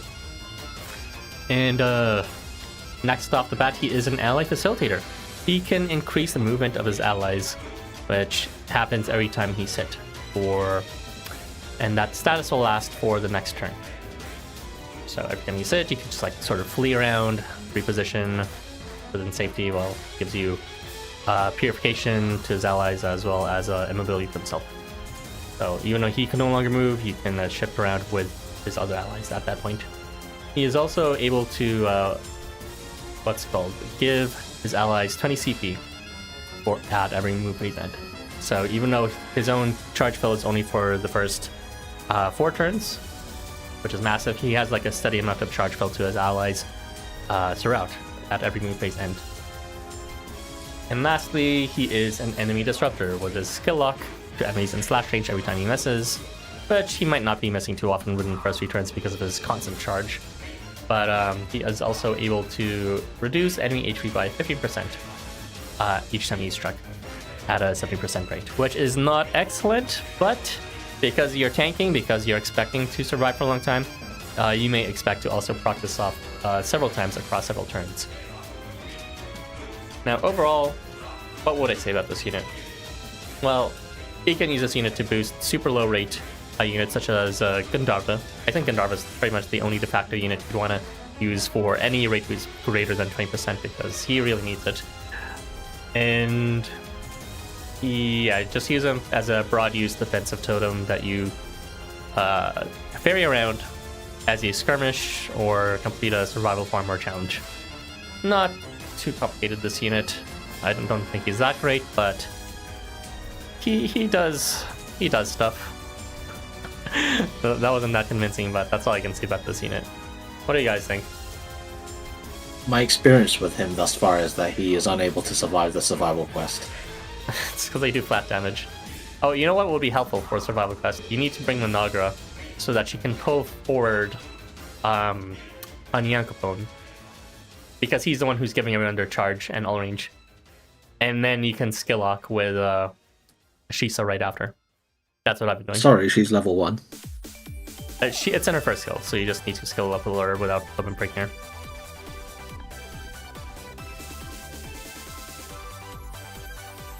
But yeah, Mynoghra, useful. Ooh.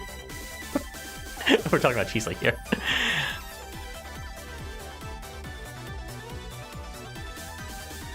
Erbie is dead. Barguest is left silent. Sorry, I had to leave for a bit. We're talking about Shisa, right? So amazing that everyone was just too stunned to speak. Yeah, we are talking about. Wow, that went by fast. Is it really already over? I just went downstairs. Well, I said all my things, and then Zalgus said like half a thing, and then we were waiting for you.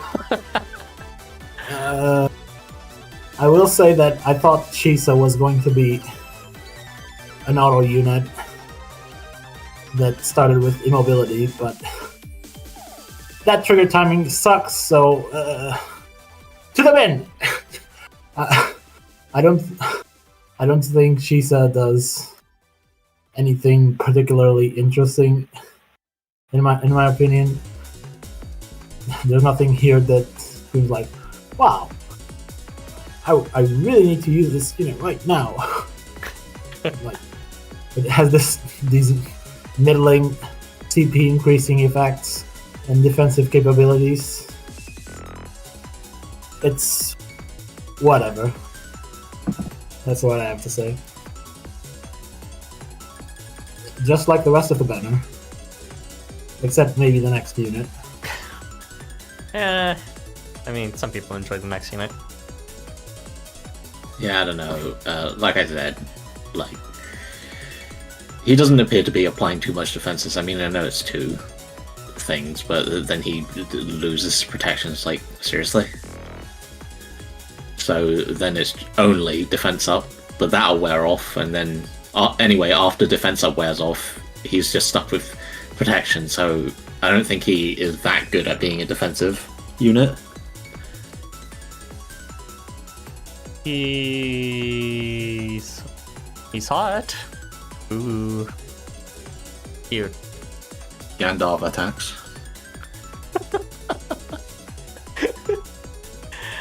Is anyone in chat enjoying this unit? Like, I thought he would be better when I first read his kit, and then I tried it and was like, this is feeling very Gen 1-y. I don't know. Maybe not Gen 1, maybe it's like Gen 2 or Gen 3. Not great.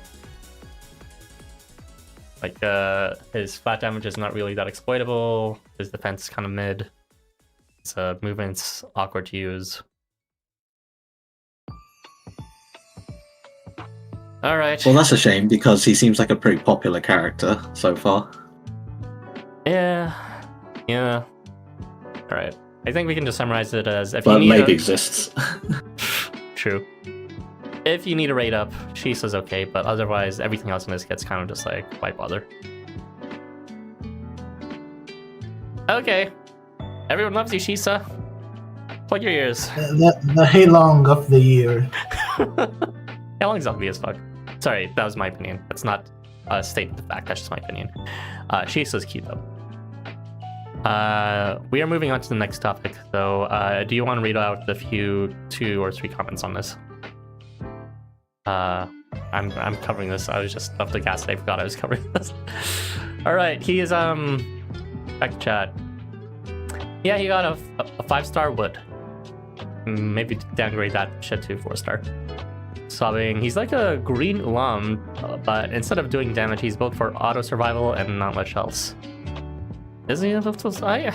He can't even do auto survival that well. It's because of that fucking onion with Qinglong's flat damage to everyone.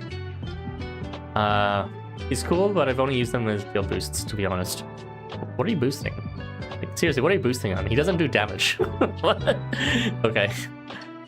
You're enjoying Shisa visually and character-wise. Yeah, I do like his design a lot. This is a very sharp contrast between like red and then like cyan highlights. Very gorgeous. I like it. You're pulling for Red Hood, but you got him instead. It's okay, both are hot. Just only one of them is marginally more useful. Wouldn't be surprised if he got a Christmas elf next year. That's decently likely, I'd say. He takes less damage equals he keeps the protection after CS spam. If you really need protection for the 3 turns, sure. Let's move on. This is going to be the final topic, guys. Hooray, we made it after nearly 3 hours. Actually, I'm surprised we bring it under 3 hours. 3 hours of bad to mid units in Gandharva. We did it. Hey, Makara and Lucifuge was cool. Alright, here we are. We're talking about Red Hood, everyone's favorite allegedly trans mask, but pronouns otherwise, but you know, believe what you will, because he's a fictional, they're a fictional character. Red Hood is going to be covered by Zalgus, I believe. Yes. On your mark. I really need to start actually scrolling down to my notes before my part comes up. Red Hood. He honestly, I don't think his kit is that complex, but he mainly has 2 phases he wants to play in. But first, so we were mentioning that he and Mynoghra had element-specific advantages, and well, Mynoghra has a disadvantage, but Red Hood does not. He has a additional 1.5 times X damage multiplier to all elements except for Divine. So this turns anything that's 0.5, which is to say Valiant, to 7.5. 2 times multiplier goes to 3 times, and his more common Infernal effect of 1.5 times goes to 2.25 times. But for the most part, just consider it a free 1.5 times multiplier, because we don't fight that many Divine units. So it's nice to have. So, like I said, he has 2 phases that he kind of switches between. When he doesn't have his CS, he's just a thrust range unit, and he has limit, ardor, and can inflict stigma onto enemies. And he has multiple methods of getting guts, while he also inflicts bind on enemies he hits and those adjacent. And he also pulls them in. So it appears to be 4 range, if the wiki is not wrong, which is a strangely specific number. But anyway, his range is longer than thrust would imply, so it's kind of more like shot, honestly. In terms of who he can reach, anyway. His Stigma application is on move phase end in the 3x3 range, so it'll pretty much always be active. It even has a base 100% rate for some reason. Damage-wise, he deals 42k or 63k on units, which he has the 1.5 times Infernal effect on. So his damage will be quite decent, even with no CS. This is with 100% HP, but since he has limit and guts, you probably will end up dealing double damage by having him at 1 HP. This is probably why he also applies Stigma to himself on move phase end, because it makes him squishier, but he'll survive anyway with guts. And it also procs one of his guts methods, because it's after debuff. So that's probably why he stigmas himself. So, like I said earlier, he has multiple methods of getting guts. On phase start, he has guaranteed guts. He has 50% chance when attacking, and he has 50% chance after a debuff. So he'll at least fish for that. He'll probably fish for that 3 times a turn if he's attacking all the units he can. So despite the aforementioned stigma, he's got a pretty good chance of surviving through both guts and also bind, which actually makes the enemies do less damage, but it also reduces the chance that he'll come up against an enemy that can remove buff, which will automatically kill him. So he's serviceable enough as a attacker. He does okay damage, and he's quite survivable. And he has decent threat neutralization with bind. But his other role is to use his CS to deal pretty good all-range damage, and it also pushes the enemy far away by 3 tiles, so more than likely it'll just push them back as far as possible. His CS applies both Break and Weakness, which makes Red Hood scale quite well with Sacred Artifact level, because that gives it triple scaling. And it pushes away 3 squares, like I said. At 100% HP, SA1, he'll deal 19k board wide, and with Stigma, that will become 44k. And at 1 HP, obviously, you double that. To help him build his CP, he has a afterbuff CP gain, which is 70% rate for 8 CP, which I think is about standard. It's not the best out of the lot, but it definitely helps a lot. And also he gains 12 CP on hit, also at a 70% rate. I don't know why that one is 70% rate. I think that one should have been 90 or 100, honestly. So Red Hood basically seems to want to just go in, thrust the enemy to deal decent damage, and disable them with bind spread, and give himself CP. What? Yeah. I did on purpose. The enemies. Yeah. And then he takes damage from being on the front lines to power up his limit, and he survives with his many procs of guts, because for some reason there are way too many units in this banner and batch who have guts. And then once he reaches 100 CP, he can just back up to CS for a lot of damage. Well, I don't know if I'd say a lot, but honestly, it is pretty good damage, honestly, considering he only has limit and ardor for his damage buff, so it's easily increasable with any other buffer in the game. Of course, you can use him with the aforementioned Gandharva, which obviously I didn't think of at the time. But yeah, as an all-range CSO who deals pretty good damage, you can easily have him cycle with that. But since he only has limited armor, there's plenty of buffers you can use with him, whether that's Anniversary Takemaru or Enigma or Shuten, etc., etc. He doesn't have the move either, so there's more power to him. But yeah, his kit isn't particularly complex, so honestly I don't have too much to say.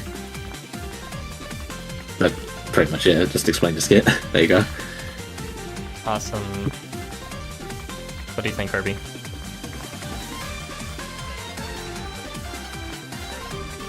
I was too stunned to speak. Same. No, there's... Honestly, I thought it was better, but looking at it, he's okay. He's, as Zalgus said, like, he does have a lot of M's, which is nice. And he also has some decent utility with the bind and pull and whatnot, but like, looking at it as a whole, he's still a thrust range unit. And that kind of sucks. The ultimate condemnation. Still a thrust range unit. Yeah, very much. But he does have a lot of amps. He can board clear, and now with Gandharva you can loop him and get a lot of damage with him as well.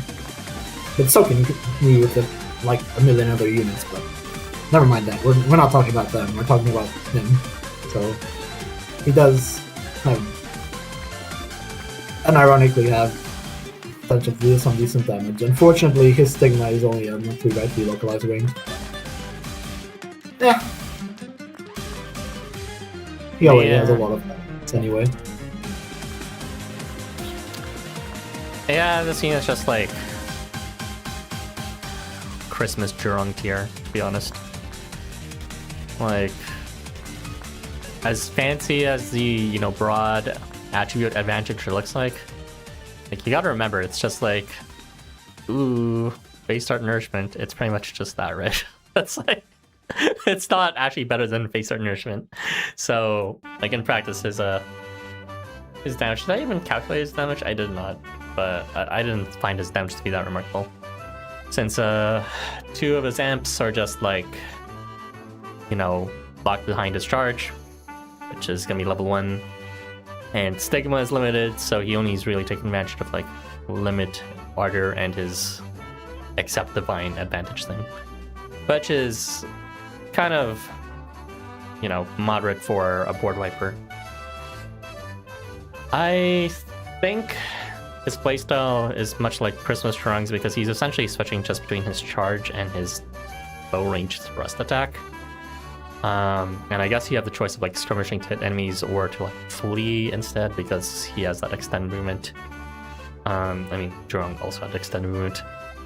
And then you can like push enemies away to stall even more or pull them later.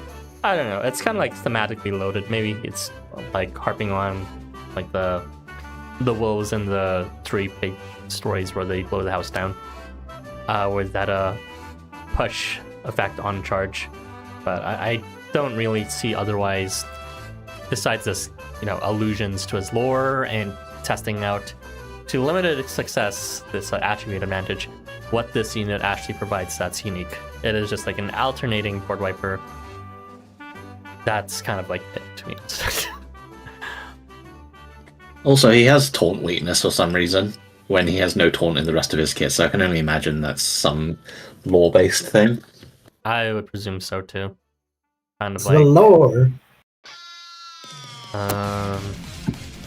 kind of like when he pretended to be grandma, he was taunting Reddit. I don't know, I'm making shit up. I think he does have one after debuff effect, but it doesn't matter because it's guts and he starts off with guts, so it truly is just a lore-based thing. You can give him Actually, I don't even know if you can equip the Tontaillard. Why would he do that? Do you really want him to like lose his house faster? I mean, you can, but It would be funny though. I mean, he does want to get here. it's just Full limited. limit. It's just limit. It's not that significant. Like, jeez, it's not that It's special. a 2 times damage buff. Whatever. Or- just use or- Gandharva. yeah, like, okay. seriously, what's fine? Yeah, that's not as funny. And not taking full advantage of his whole kit. He, he's like Shisa. He's hot. He's cute. Look at that smile. Look at those eyes, those eyebrows. He's like the wolf guy from what's called Bad Guys, but hotter. Whale death. bait unit. Truly emphasize the bait because how much we want to get here. The true bait was Gandharva all along. Who knew? Everyone should have full prem instead. If you want to invest in a whale bait unit, invest in Oscar instead, because I think it's the same CS effect minus the push. Can people just redeem him from the free ticket? I mean, if you wanted No to investment try- needed. I meant if you wanted to try and scale it up, because triple scaling. Oh yeah. More scaling. Okay. Guy I'm just not- isn't gonna love this. I'm sure Guy just will cope. I mean, it's a lot better than his usual favorites, to be honest. So he's not that bad. It's just like it's just not super amazing, which is what units need to be to go like wow. Yeah, no one tell Guy just this unit's not actually that great. I'm sure he's happy, even though he doesn't realize this is just reheated Kasuga nachos. Okay. Feel free to read out the chat, and then we can close off the stream. 3 hours.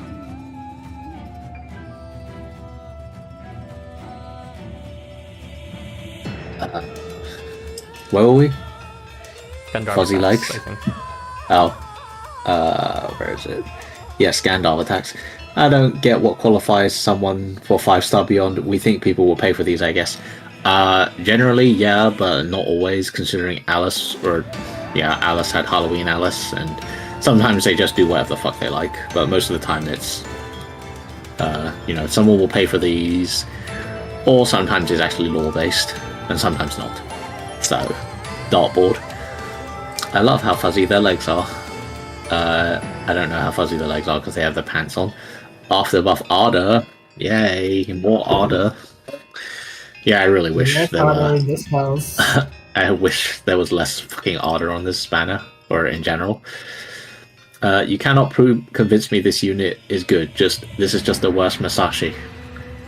Yeah, I agree. They're not even in the same plane. Masashi at least charge fills his allies. I suppose it was just like... Masashi charge fills his allies, is also snipe range, and has way more amps on his own. And gives a rate up. This dude's literally just like Kasuga. It's literally just Kasuga again. Wolf does not like being the center of attention. Red is here. 3 skills at LB 0, and one of them is taunt weakening. That does nothing for their kit. Yes. I have a mighty need. I have 3 copies of this thing. Get it out. I feel like I'm using Cthulhu again. Harvey, triple scaling. I saw that you said he will scale up well. I think it was you that said it. Yeah, if you do have multiple copies, then he might actually be a good bit better than Kasuga. Wow, has a thought. 2. But that's I mean, if you wanted... really. If you wanted the ridiculous scaling, like he said, you could just use Masashi, because Masashi's all-range damage scaling gets pretty out of control. And he builds it up faster, I think. Yeah, but Masashi is World type, and Red Hood is super infernal for the first 10 turns. So... For a minor damage buff, that Masashi will trump anyway. Zalgus, stop speaking out against the agenda. Red Hood's good. Masashi's old news. Yeah, but I like Masashi, so... Yeah. He's a popular unit. Alright, let's close this off. Is he? At least according to the survey results, he's popular especially among the non-male, female, non-binary audience. You should check those survey results out. It's on the wiki. I actually missed it and read it super late. But yeah. That is it for today's discussion for Tokyo After School Summers, covering the new semester 2026 units as well as the spring campaign's evolutions. What's up? I said typo. Was there a typo? It was there the last time too. Oh, whoops. Oh, you mean the fan art? What's his name? Oh, is that my name? Right. It's fine. Anyway, thank you for joining us, everyone. It was nice to have the original gang back together to do this, as Harvey was too busy doing finals. Really seeing him studying hard in chat right now. It's fine. It would have taken longer with 4 people anyways. But nice to have Erbie alongside here too.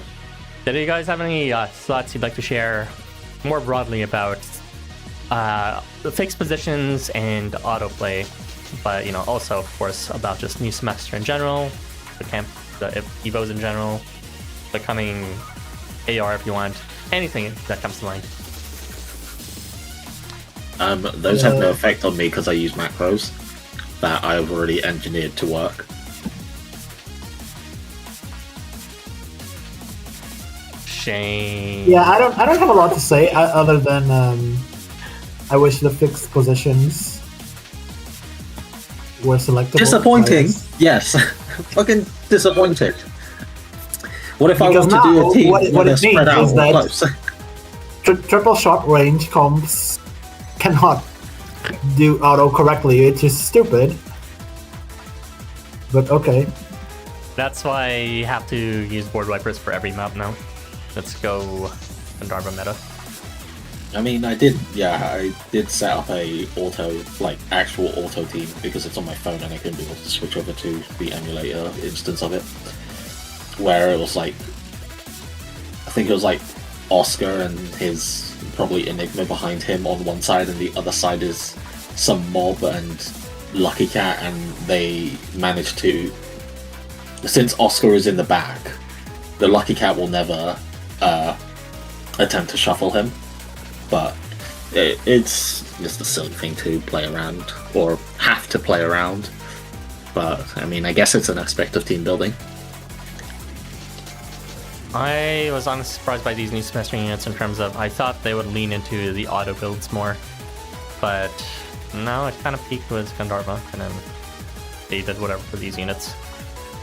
Maybe potential Vainamoinen will use one day.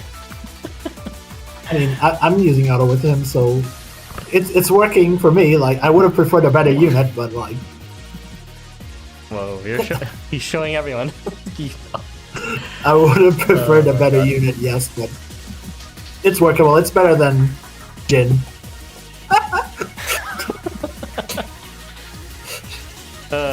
Is it though? I'm using. I was excited to replace my Jin from my Blossom farm with Vainamoinen, but his range is just not enough, and plus Blow has a bit of a wackier AI than Slash range, so he just if you're Blow range and the front row's filled, they just love going to the sides for no reason.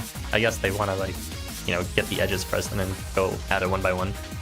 But it's kind of cancer because it means he's Vainamoinen's not even killing right people.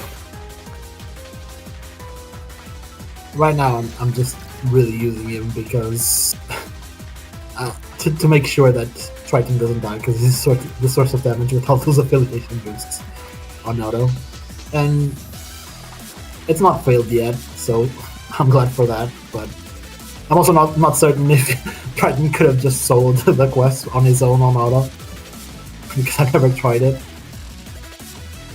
So I don't know how much impact Vainamoinen is actually having. Probably not a lot. Probably not a lot. Kind of just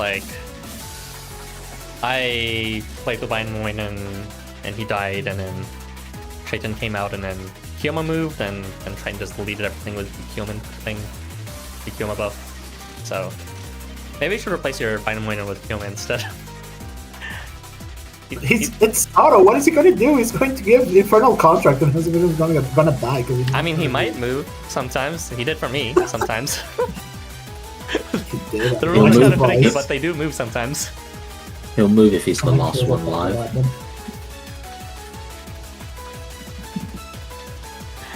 Anyway, I do think the fixed positioning is also something we kind of understated.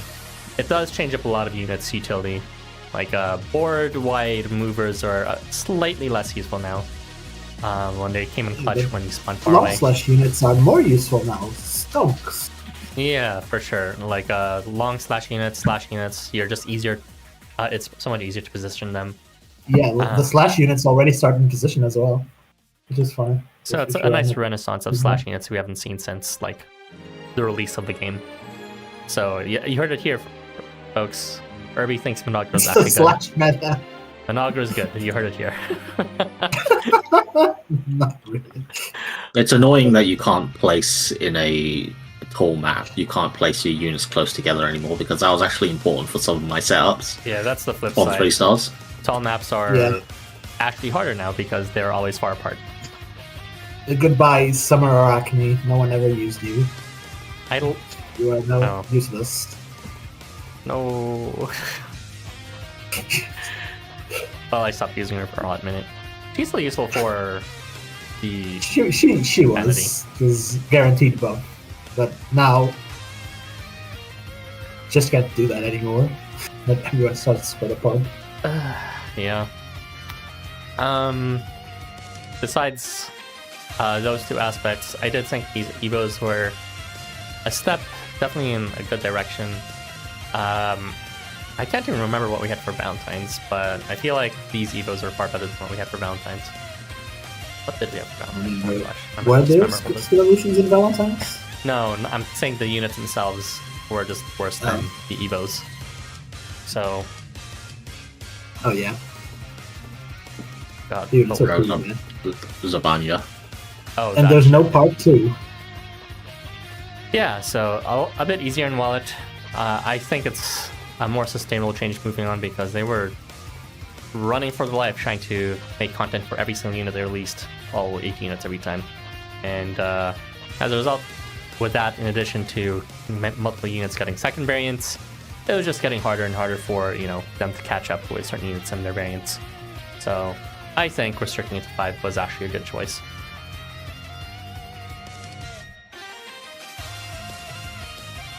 But overall, yeah, the great reform. It was also nice that they added a story to this semester. Oh yeah, they made it more like an event. Good call. How is the story, by the way? Like, I'm not sure how the quality is because I've not been reading it, but the machine translated ones. But from what I gathered, it's just some background info, which I hope it's relegated to that and not the main story anymore. So it could be a nice change.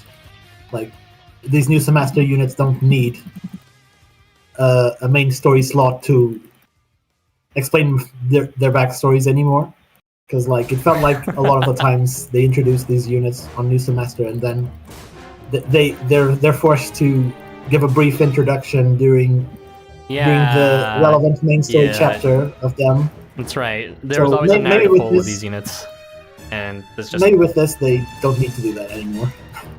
Fingers crossed. Hopefully next year they actually have proper challenge quests for this too, so it's like legit an actual event at that point. Low difficulty quest. True. Hardly difficult quests. Just make everyone have divine resistance and all range resistance. So just make everyone immune to damage. Yes, so that we can finally have the dot meta. Let's go, Cinderella / Lucifuge. Counting on you. Finally, the meta shift is here. Okay. I'll read the chat and then I'll close it off from here. I don't know why I'm saying that theme. Let's see. Wolf does not like being the center of attention. I suppose not. I don't remember if that was part of the story though. I thought he already read that. Red is here. 3 skills at LB0 and one of them is taunt weakening. You read all this?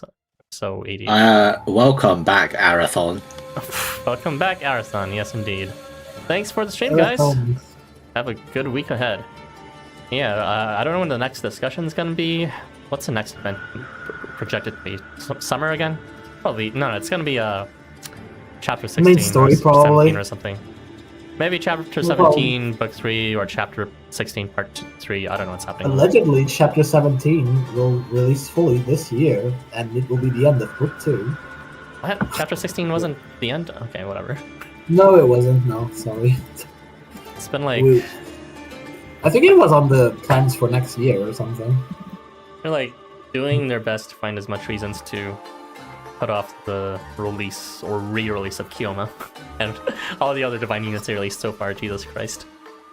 Surely they're gonna release it by the time book 3 comes out. Surely. You have 2 monitors. You're actually studying while doing this? Okay, it's one thing to be like not studying and just procrastinating, but it's pretty degenerate to be spending your time this way. Jesus Christ. That see is y'all. an impressive multitasking. I suppose so. He's learning directly from us because he's studying game development or something. Surely he's like learning on the job right now. See y'all live another year? See you guys. Yeah, we'll see us in chapter 17. I'm not sure if I'm gonna stream the story. For now, obviously I've stopped committing to streaming all the event stories, but maybe I'll hop back on for chapter 17. You'll have to see. This is extremely low committal statement. Maybe like expect 20 or 30% chance though. Farming with Vainamoinen is terrible. That's something I can agree with. He's always moving out of his art range in quest. Fucking below auto is definitely something. Ruining the 8 chapter symbolism. That's what I thought too. It's like it's nice chunks of 8. I don't know what's this 17 bullshit. Makes no sense. Whatever. Life runners can do whatever they want. Yeah, I thought it was going to be the end as well, but like they clearly want to milk out as much as they can from this. They want more divine units. Like, chapter 16, part 1 was completely unnecessary in my opinion, but like, sure. Let's add even more. It's gonna be more divine units. You know, it's like the end of a book because there's not gonna be a real reason to have more divine units like in the first few chapters of another book. Yeah, probably not. So they're just doing that. So just squeezing out as much as they can before they never release them again. Forget about re-releases. There's never gonna be a re-release of them. You're gonna have to. Divine units are over after the book 2 ends. Good riddance, Jesus. I'm pretty sure they just don't know what to do for book 3 yet, and that's the real reason. Well, I'm excited to see it. But maybe now they do. We're gonna release their sequel game where you can transfer units. It's gonna be called After School Summoners of Earth. So Beyond Tokyo. And also we'll have a crossover with Law. Surprised they haven't done a crossover with Law yet. Alright, let's close off the stream. So thank you again everyone for joining us. Again, look forward to the next discussion for the chapter probably within the next month. And look forward to more content from me as well as Erbie and Zalgus. You can check out their channels. I'll be sending them some invites to the co-conspirators for this stream as well, so you can follow the link that way too. And yeah, I enjoyed this. Thank you very much for joining us, everyone, and we're headed out. On 3, everyone. 1, 2, 3. Bye. Bye.